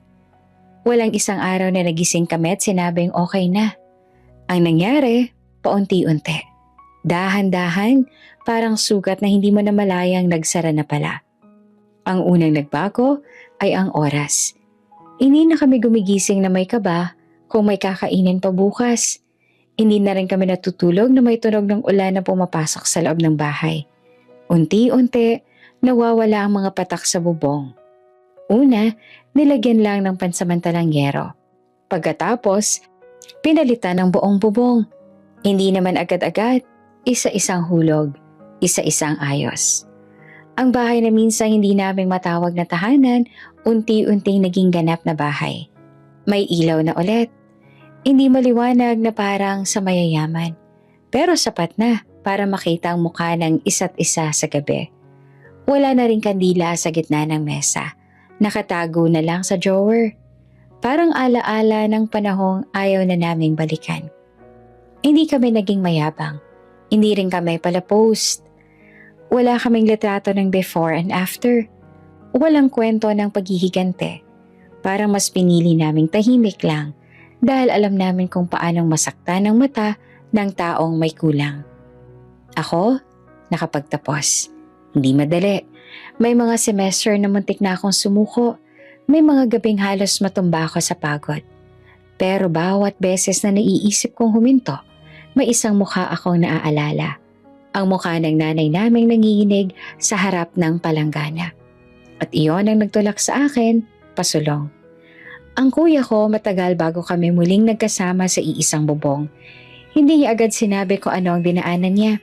Hindi niya kwento kung ilang beses siyang nagutom, kung ilang beses siyang nasaktan sa trabaho, kung ilang beses siyang natulog sa lugar na hindi kanya. Ang alam lang namin, hindi siya tumigil. Nagtrabaho siya sa mga lugar na hindi ko man lang kayang banggitin noon. Natuto, nag-ipon, bumagsak, tumayo ulit. Hanggang sa isang araw bumalik siya. Hindi bilang batang umalis na may hirap sa mata, kundi bilang lalaking buo ang tindig. Hindi mayabang, hindi maporma, pero may katahimikan sa kilos na nagsasabing, nalampasan ko. Wala kaming handaan ng tuluyan na siyang umuwi. Walang salo-salo, wala ring kapitbahay na inimbitahan. 3 lang kami sa loob ng bahay. Tapos na, sabi lang niya. Hindi na namin tinanong kung paano. Alam namin hindi kailangan isa-isahin. Ang unang ginastos namin, di bagong damit, di cellphone, hindi bakasyon, gamutan ni nanay. Dinala namin sa doktor na hindi humihingi ng pangunang bayad. May mga tests, may mga gamot, may mga araw na pabalik-balik kami sa ospital. Pero sa pagkakataong to, hindi na kami nagmamakaawa sa labas. Tahimik lang kaming nakapila, nagbabayad, naghihintay. At unti-unti, gumaling si nanay. Hindi na siya nanginginig kapag malamig. Hindi na rin siya inuubo sa madaling araw. Mas madalas na siya ngayon nakangiti. Hindi yung ngiting pilit, kundi yung ngiting payapa. Nakakapagod pala hindi magtrabaho. Biro niya pa minsan. Ngumiti kami. Hindi namin siya pinilit bumalik sa labada. Hindi niya na kailangan. Sa bahay, simple lang ang buhay. May mesa maayos, may upuang pantay, may ref na hindi puro tubig ang laman. May bigas na hindi na kailangang bilangin ng butil. Pero hindi kami nag-imbita ng maraming tao. Hindi kami nagpakitang yaman. Parang napagkasundoan naming ang dignidad ay hindi kailangang ipagsigawan. May mga kapitbahay na nakapansin, may mga bumate, may mga nagtaka. Tahimik ka lang sabi ng isa. Akala ko, ngumiti lang kami. Hindi na kailangang tapusin ang pangungusap. May mga gabi pa rin na nagkakwentuhan kami sa sala. Hindi na sa dilim, hindi na sa kandila. May ilaw, may ventilador, may katahimikang hindi mabigat. Minsan biglang tatahimik si nanay at titingin sa amin. Salamat, sabi niya minsan bigla. Huwag ka na magpasalamat, Nay, sagot ng kuya ko. Ikaw ang nag-umpisa ng lahat ng to. At doon ko naunawaan. Hindi lang pala to kwento ng pag-ahon. Kwento ito ng pagbabalik ng dignidad. Ng pagwawasto sa mga panahong kami yumuyuko dahil wala kaming choice. Ngayon, kaya na naming tumayo. Hindi para ipakita sa iba, kundi para hindi na kailanman muling yumuko sa kahihiyan. 12 taon. Hindi mabilis, hindi madali. Pero sapat para baguhin ang isang buhay. At ihanda kami sa katotohanang hindi pa namin alam na darating. Tahimik ang hapon.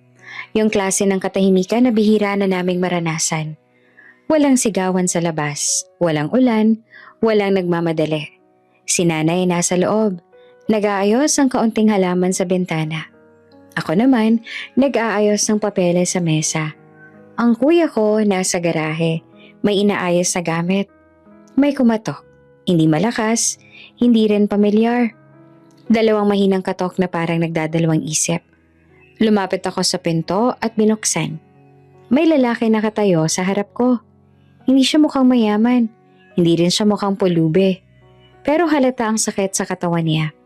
Maputla ang balat, may mga ugat na litaw sa kamay. At ang balikat niya ay bahagyang nakayuko, parang may pasa na mabigat. Naka-long sleeve siya kahit mainit ang hapon. May hawak na maliit na envelope. Tumingin siya sa akin ng diretsyo. Parang matagal niya na akong kilala. Binigkas niya ang buong apelyido namin. Nanlamig ang bato ko. Pasensya na po. Sagot ko agad na maingat. Nagkakamali po kayo ng bahay? Umiling siya ng bahagya. Hindi, sabi niya. Dito to. Narinig ko ang yabag ng kuya ko mula sa garahe.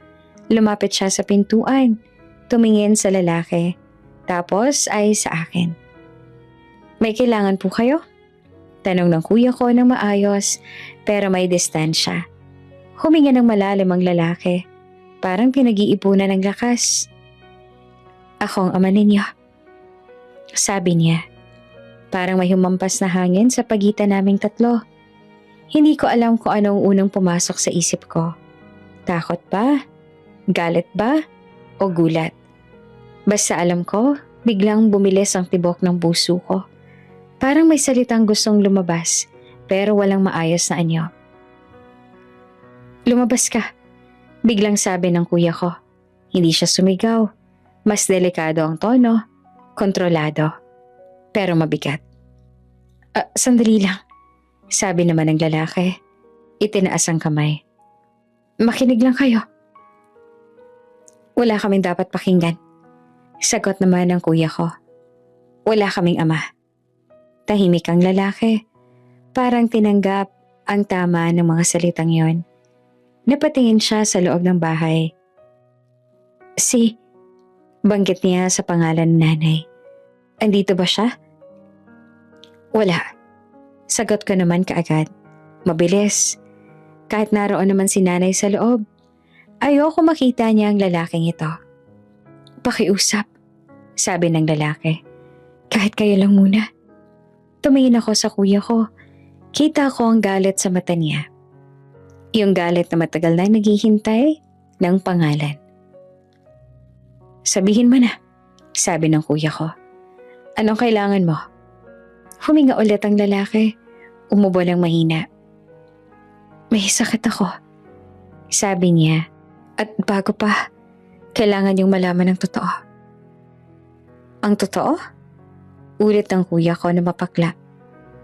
12 taon ka nang wala. Anong totoo pa bang kailangan naming malaman? Hindi agad sumagot ang lalaki. Inabot niya ang envelope at inabot sa akin. Hindi ko naman agad kinuha. Mga dokumento. Sabi niya. Birth records. Apelido ninyo. Hindi ko na kailangan silipin. Alam ko ng laman. Alam ko rin kung gaanong kabigat ang kahulugan. Bakit ngayon? Tanong ko ng mahina. Pero malinaw. Bakit ngayon ka lang lumitaw? Tumingin siya sa akin. Sa mata niya may pagsisisi. O baka pagod lang. Akala ko, mas mabuti nang mawala. Sabi niya. Nagkamali ako. Isang maikling tawa ang lumabas sa kuya ko. Walang saya. Oo, sabi niya. Nagkamali ka. May ingay mula sa loob. Si nanay. Anak, sino yan? Tawag niya. Nanlamig ulit ang dibdib ko. Hindi siya importante, Nay. Sagot naman ng kuya ko kaagad at hindi na tumingin sa kanya. Pero huli na, lumabas na si nanay sa pintuan. Pagkakita niya sa lalaki, tumigil siya. Parang may humawak sa paa niya. Napatigil ang mundo. Sa loob ng ilang segundo. Nagkatinginan sila. Walang sigawan, walang eksena. Isang mahabang katahimikan lang na mas mabigat pa sa kesa sa anumang salita. Ikaw. Mahina ang boses ni nanay. Yumuko ang lalaki. Pasensya na. Hindi sumagot si nanay. Tumingin lang siya sa amin, sa akin at sa kuya ko. Parang naghahanap ng kumpirmasyon na hindi pa naginip ang lahat. Anong ginagawa mo rito? Tanong ng kuya ko na mas mabigat na ngayon ang boses. Mas galit. Gusto kong. Nagsimula ang lalaki. Huwag. Putol ng kuya ko. Huwag mo nang sabihin. Tahimik ulit. May kapitbahay na dumaan sa tapat. Napatingin. Naramdaman ko ang bigat ng mga mata mula sa labas. Pero walang pakialam. Kung may sasabihin ka, sabi ko sa lalaki. Sabihin mo na ngayon. Dahil wala ka ng ibang pagkakataon. Tumingin siya sa akin, tumango. Oo, huminga siya ng malalim. Parang naghahanda sa unos. Hindi ako bumalik para humingi ng tawad. Sabi niya, may kailangan lang akong sabihin. Sa sandaling iyon, alam kong hindi pa tapos ang kwento. At ang katahimikang bumalot sa amin. Iyon ang simula ng mas mabigat pang laban. Hindi kami umupo. Walang nag-alok ng tubig, walang nag-alok ng kahit na ano. Nakatayo kaming tatlo sa may pintuan. Ako, ang kuya ko, at si nanay. Habang ang lalaki nagpakilalang ang aming ama ay nakatayo rin sa tapat. Hawak pa rin ng envelope na parang sandata. Sabihin mo na, sabi ng kuya ko na malamig ang boses. Anong kailangan mo? Huminga ng malalim ang lalaki. Umubos siya ng bahagya. Parang pinipili ang mga salitang hindi niya kayang ipaliwanag ng maayos. May pamilya ako. Sabi niya sa wakas. May mga anak. Tumahimik ang paligid. Si nanay, hindi gumalaw. Nakatitig lang siya sa sahig. Parang doon niya inilapag ang lahat ng alaala. Alam namin. Sagot ng kuya ko. At ano ngayon? May pinagdadaanan kami. Sagot ng lalaki. Nahihirapan ako. May sakit ako. Hindi ko na kayang suportahan silang lahat. Naramdaman kong may gumapang na galit sa dibdib ko. Kaya ka nandito? Sabi ko. Hindi tanong. Dahil kailangan mo ng pera. Umiling naman siya kaagad. Hindi lang pera. Tahimik kaming naghintay. Ayokong siyang magdikta ng takbo. Gusto kong marinig niya ang sarili niyang katotohanan. Gusto ko sanang matulungan ninyo ang mga anak ko. Sabi niya, sa pag-aaral nila, sa kinabukasan nila. Napatawa ang kuya ko. Maikli at walang saya. Talaga? Responsibilidad niyo yan? Dagdag ng lalaki. Parang handa na ang linya. Dugo niyo rin sila. Parang may sumabog sa loob ko. Dugo? Ulit ko. Saan napunta yung dugong yan nung wala kaming makain? Nung nahimatay si nanay sa palanggana. Nung nagmamakaawa kami sa klinik. Hindi siya sumagot agad, napayuko. Parang may rehearsal ang bawat paghinga. Hindi ka sinasabing tama ang nagawa ko, sabi niya. Pero andito na tayo. May kakayahan na kayo ngayon. May naabot na kayo. Sabi ng kuya ko. Kaya pala ngayon ka lang bumalik. Tumingin ang lalaki sa kanya. Hindi ba't mas mabuti yun? Mas mabuti ng huli kaysa wala? Hindi. Sagot ng kuya ko ng diretsyo. Hindi kung ganito ang dahilan. Sumingit si nanay. Mahina ang boses, pero malinaw. Bakit sa kanila mo ipapasa ang responsibilidad mo? Ang obligasyon mo? Tumingin ang lalaki sa kanya. Nanay ka rin, sabi niya. Maiintindihan mo. Napahawak si nanay sa dibdib niya. Naiintindihan kong magpakahirap para sa anak, sagot niya. Pero hindi ko naiintindihan ang iwan sila. Tahimik ang sandali. Parang may bigat na bumagsak sa sahig. Kailangan niyo lang tumulong. Get ng lalaki, hindi naman malaki. Tuition lang, kaunting allowance. Kayang-kaya niyo na yan. Kami ang naghirap, sabi ko. Kami ang nagtiis. Kami ang nagbayad ng presyo, hindi sila. Hindi naman kasalanan ng mga bata, sagot niya agad. Wala silang kinalaman sa desisyon ko. Wala, sabi ng kuya ko. Pero wala rin kaming obligasyon sa mga desisyong hindi namin pinili. Napasingap ang lalaki. Parang nag-iba ang timpla ng boses niya. Kung tatanggi kayo, sabi niya na mas mababa ang tono, mapipilitan ako magsalita. Magsalita tungkol saan? Tanong ko. Sa nakaraan. Sagot niya. Sa kung sino kayo. Sa kung paano kayo nakaangat. Napangiti ang kuya ko. Ngiting hindi natitinag. Sige, sabi niya. Magsalita ka. Nagulat ang lalaki. Hindi niyo ba naisip ang reputasyon ninyo? Iniisip namin ang katotohanan, sagot ko. At hindi kami natatakot doon. Tumahimik siya. Kita ko ang paglipat ng plano sa mata niya. Mula pakiusap, naging pananakot. Mula pananakot, naging guilt. Kung tutulong kayo, sabi niya na mas malumanay, magiging maayos ang lahat. Tahimik. Pamilya. Pamilya? Ulit ni nanay. Halos pabulong. 12 taon kang wala. Lumapit ang kuya ko sa pintuan. Binuksan niya ng kaunti. Parang senya sa tapos na ang usapan. Makinig ka. Sabi ng kuya ko na kontrolado ang galit. Hindi ka bumalik para humingi ng tawad. Bumalik ka dahil kailangan mo kami. At hindi namin papayagan na gawing utang ang dugo. Tumingin ang lalaki sa akin. Ikaw, sabi niya. Mas bata ka. Maiintindihan mo rin balang araw. Umiling ako.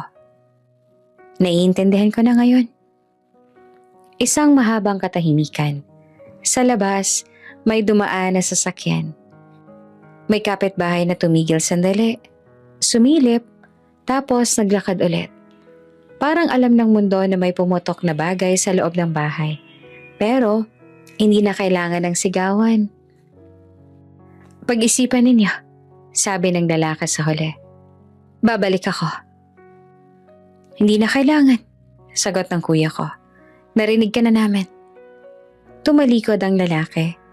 Mabagal ang lakad, hindi siya lumingon. Pagsara ng pinto ay parang biglang bumigat ang hangin. Umupo si nanay sa upuan. Hinawakan ng noo.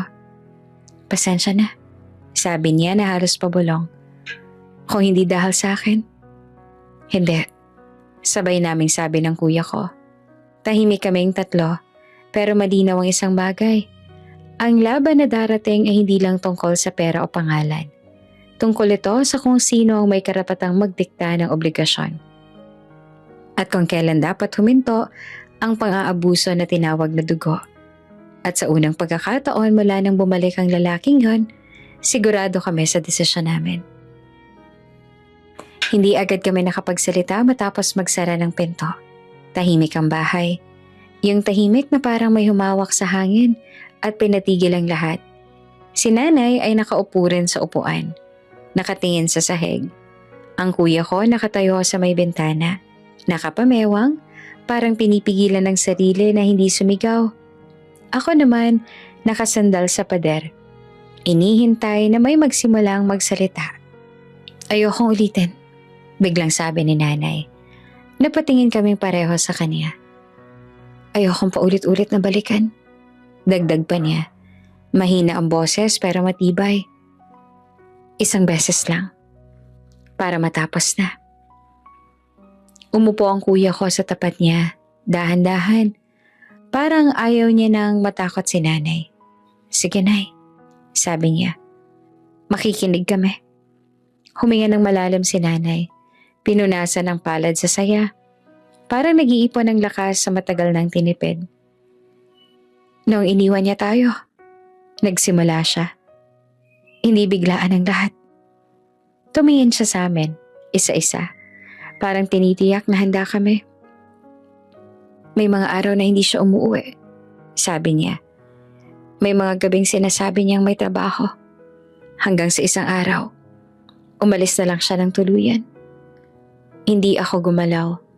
Parang may parte ng utak ko na ayaw nang pakinggan. Pero kailangan. May ibang babae na siya noon. Tugtong ni nanay. Mas may kaya. Mas madaling buhay. Sabi niya. Napapikit siya sandali. Sinabi niyang hindi niya kayang hirap.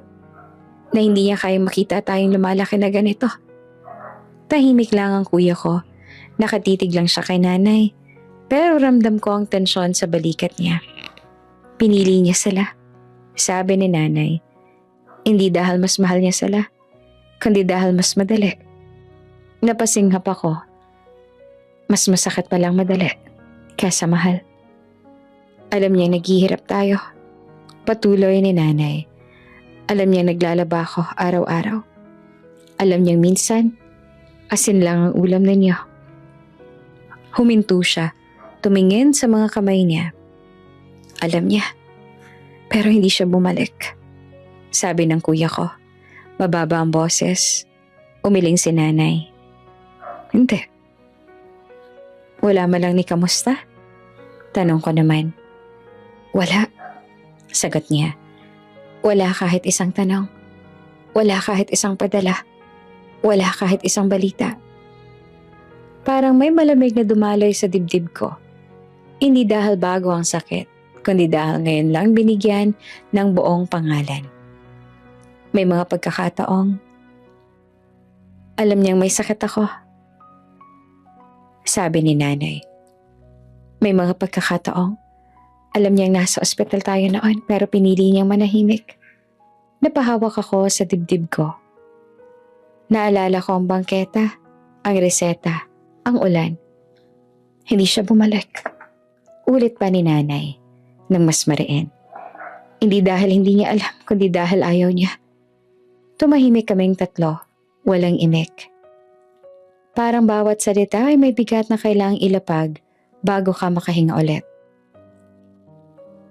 Bakit mo tinago sa amin? Tanong ni kuya ko sa wakas. Walang pagsisisi sa boses. Puro pag-unawa. Ngumiti si nanay, ngiting may lungkot. Dahil ayokong lumaki kayong galit. Sabi niya. Ayokong dalhin niyo ang bigat na hindi niyo naman kasalanan. Tumingin siya sa akin. At ayoko maramdaman ninyo na hindi kayo pinili dahil may mali sa inyo. Tumulo ang luha ko. Hindi ko pinunasan. Walang mali sa inyo. Sabi ni nanay na parang inuulit ang isang panalangin. Wala. Tumayo ang kuya ko. Lumapit sa kanya. Lumuhod sa harap niya at hinawakan ang kamay niya. Salamat, Nay. Sa pagpili sa amin. Sa pananatili. Hinaplos naman ni nanay ang buhok niya. Wala akong ibang pagpipilian.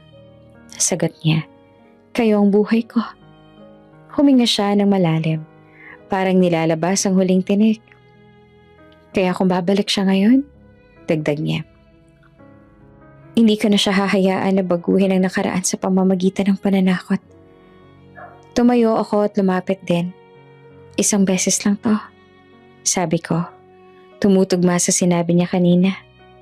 At tapos na. Tumango si nanay. Oo. Sa gabing iyon, walang sumigaw. Walang umiyak ng malakas. Walang nagsisihan. May lungkot pero linaw. Parang matapos ang mahabang ulan, biglang luminaw ang langit. Hindi dahil gumanda ang nangyari, kundi dahil malinaw na kung ano ang totoo. At doon ko naunawaan. Hindi lahat ng katotohanan kailangang ulit-ulitin. May mga katotohanang sapat nang marinig minsan para makapagpasya ka kung paano ka magpapatuloy. Sa amin, sapat na ang isang beses. Hindi kami ang unang nagsalita. Siya ang nauna. Isang umaga, nagising kami sa sunod-sunod na tawag, mga numerong hindi namin kilala, mga mensaheng may halong pagtataka at pag-aalala. May nabasa kami, totoo ba to? Bakit parang kayong masama sa kwento? May kumalat na post, mahaba. Maayos ang pagkakasulat, parang pinag-isipan. Kwento ng isang ama na iniwan raw ng mga anak matapos niyang magkasakit. Kwento ng isang lalaking pinagkaitan ng tulong ng sarili niyang dugo. May kasama pang mga parinig. Hindi kami pinangalanan, pero sapat ang detalye para makilala kami ng mga taong nakakakilala sa amin. May komento pa ng babae. Ang kabit, mas direkta, mas mapanlait. Hindi lahat ng umaahon, marunong tumanaw ng utang na loob. May mga anak talagang pera lang ang mahal. Tahimik lang kaming tatlo sa sala. Nasa mesa ang cellphone ng kuya ko. Bukas sa post. Si nanay naman nakaupo sa gilid. Hawak ang rosaryo. Hindi siya umiiyak. Hindi rin siya galit. Parang matagal niya nang inaasahan. Gaganti ba tayo? Tanong ko sa kuya ko. Umiling siya. Hindi. Tatahimik lang? Tanong ko pa ulit. Ngumiti siya at hindi ngiting kampante kundi ngiting handa. Magsasabi lang tayo ng totoo. Hindi kami nag-post kaagad. Hindi na kami sumagot sa kahit anong komento. Hinayaan naming lumaki ang usapan. Hinayaan naming mag-ingay ang maling kwento. Dahil alam naman naming mas mabigat ang tahimik na katotohanan kapag dumating na. Pagkalipas ng 2 araw, may community forum sa barangay hall. Matagal na ito nakaschedule. Tungkol sa mga proyektong pangkabuhayan. Maraming tao ang nandoon. Mga kapitbahay, mga kakilala. Mga taong nakakakilala sa amin noon at ngayon. Dumating din siya, kasama ang babae. Maayos ang bihis. May kumpiyansa sa lakad. Parang sigurado siyang kakampi ang opinyon. Nang buksan ang floor para sa concerns, tumayo siya. Gusto ko lang linawin. Sabi niya na malakas at malinaw, na may mga taong umaangat sa buhay, pero kinalimutan kung saan sila nanggaling. May bulungan, may manangan na patingin sa amin. Hindi kami tumayo agad. Hinayaan naming matapos siya. Hinayaan naming maubos ang lakas ng boses niya. Nang maupo siya, tumayo ang kuya ko. Hindi siya sumigaw. Hindi siya nagtaas ng kamay. Tumayo lang siya, tahimik, diretso.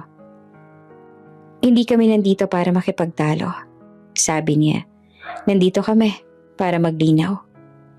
May katahimikan, ramdam ko ang bigat ng bawat segundo. Kami ang mga anak ng sinasabing tumalikod. Dugtong niya pa. At gusto naming ilahad ang buong kwento. Hindi para manira, kundi para tapusin. Inilabas niya ang folder. Maayos, nakahanay. Mga dokumento, sabi niya. Birth records. Mga resibo ng ospital.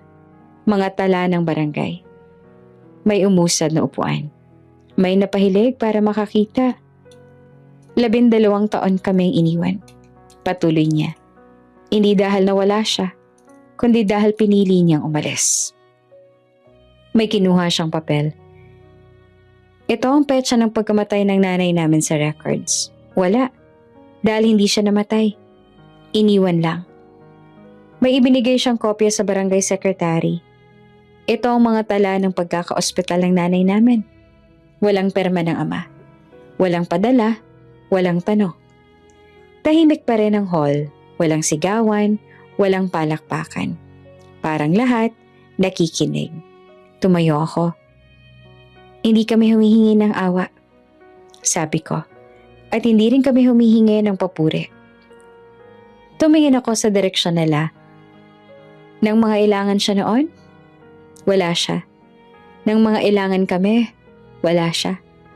Ngayong may kakayahan na kami, bumalik siya. Hindi para humingi ng tawad, kundi para humingi ng obligasyon. May umubo sa likod, may napailing. Tumayo si nanay. Ito ang sandaling pinakakinabahan ako. Hindi siya nagpadala ng papel. Hindi siya nagdala ng ebidensya. Dinala niya ang boses niya. Hindi ko kayo hinaharap para ipahiya ang ama ng mga anak ko. Sabi niya ng kalmado. Hinaharap ko kayo para tapusin ang isang kasinungalingan. Tumingin siya sa lalaki. Alam mo ang iniwan mo kami. Alam mong pinili mo ang ibang buhay. At alam mong hindi ka bumalik. Hindi dahil hindi mo alam, kundi dahil ayaw mo. Hindi siya sumagot, hindi rin ang babae. Kung may utang man na loob ang mga anak ko, dugtong ni nanay. Iyon ay sa sarili nilang pagsusumikap. At hindi sa dugong ginamit lang kapag kailangan. Walang sigawan, walang murahan, walang luha. Pero doon, sa gitna ng barangay hall, malinaw ang lahat. May nagtanong pa mula sa likod. Totoo ba yan? Walang sumagot sa lalaki. May isa pa nagsabi, bakit ngayon ka lang humingi ng tulong? tahimik pa rin sila. At doon nagsimula ang pagbagsak. Hindi sa ingay, kundi sa kawalan ng sagot. Paglabas namin ng hall, walang nagsabi ng sorry ang lalaki. Walang humabol, walang nagbanta. Ang babae umiwas ng tingin. Hindi kami nagdiwang, umuwi lang kami. Sa bahay naupo kami sa sala. Tahimik, pagod. Okay ka lang? Tanong ko kay nanay. Tumango siya. Oo. At doon ko nakita, hindi ginhawa ang nasa mata niya kundi kapayapaan. Hindi namin siya napahiya sa sigawan. Hindi namin siya sinira sa chismis. Hinayaan namin ang katotohanan ang magsalita. At yon ang pinakamatinding anyo ng hustisya. Hindi agad nangyari ang pagbabalik. Ilang araw munang lumipas matapos ang lahat. Parang kailangan munang humupa ng ingay. Kailangan munang bumalik ang normal na hinga. Tahimik ang bahay, hindi dahil may lungkot, kundi dahil tapos na ang laban. Isang umaga, maaga kaming gumising.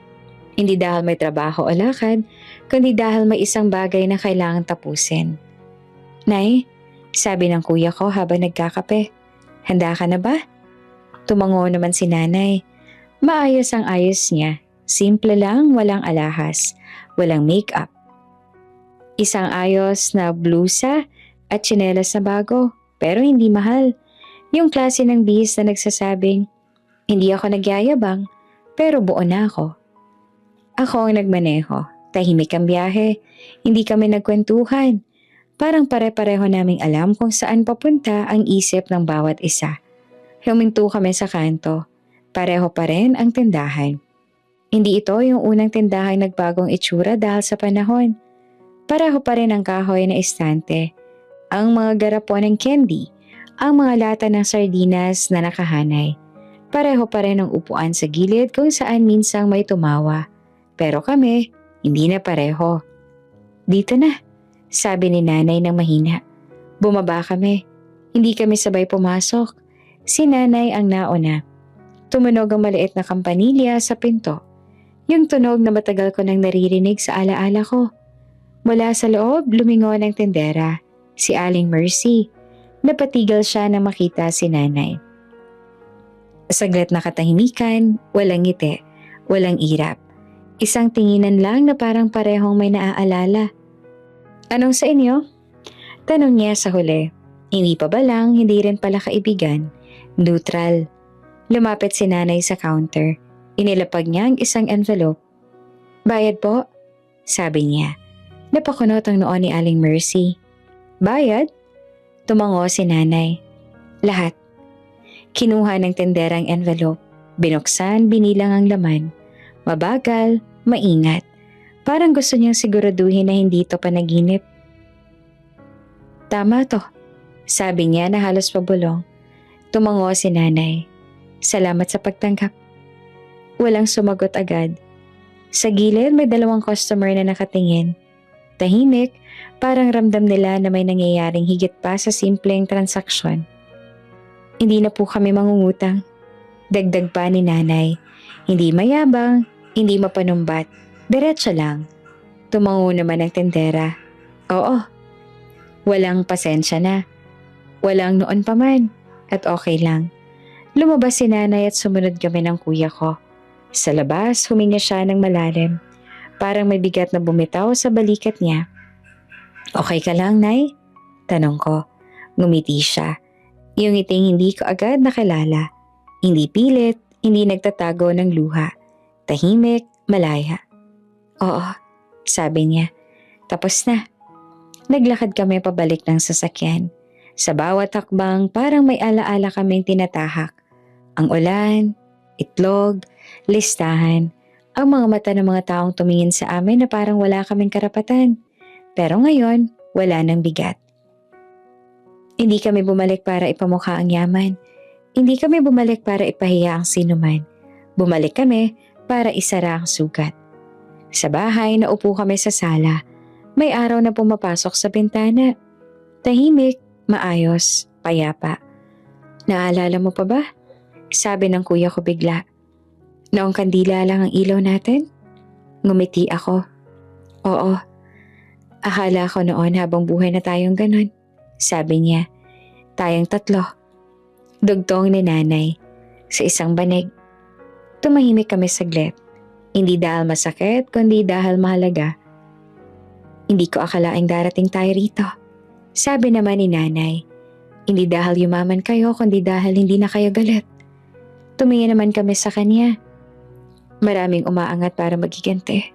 Patuloy niya, kayo, umangat para tumahimik. Ngumiti ang kuya ko. Mas mahirap yun. Tumawa naman si nanay ng mahina. Kinagabihan kumain kami sabay-sabay. Hindi marangya, hindi rin tipid. Tama lang, sapat. Bago matulog, tumayo si nanay sa gitna ng sala. Tumingin sa amin. Parang gusto niya magsalita ng matagal, pero pinili niyang maging simple. Salamat, sabi niya. Palagi, sagot naman namin. Sa gabing iyon, hindi ko narinig ang ulan. Hindi ko rin narinig ang ubo. Ang narinig ko lang ay katahimikang hindi mabigat. Katahimikang buo. At bago tuluyang pumikit ang mga mata ko, malinaw na sa isip ko ang isang bagay.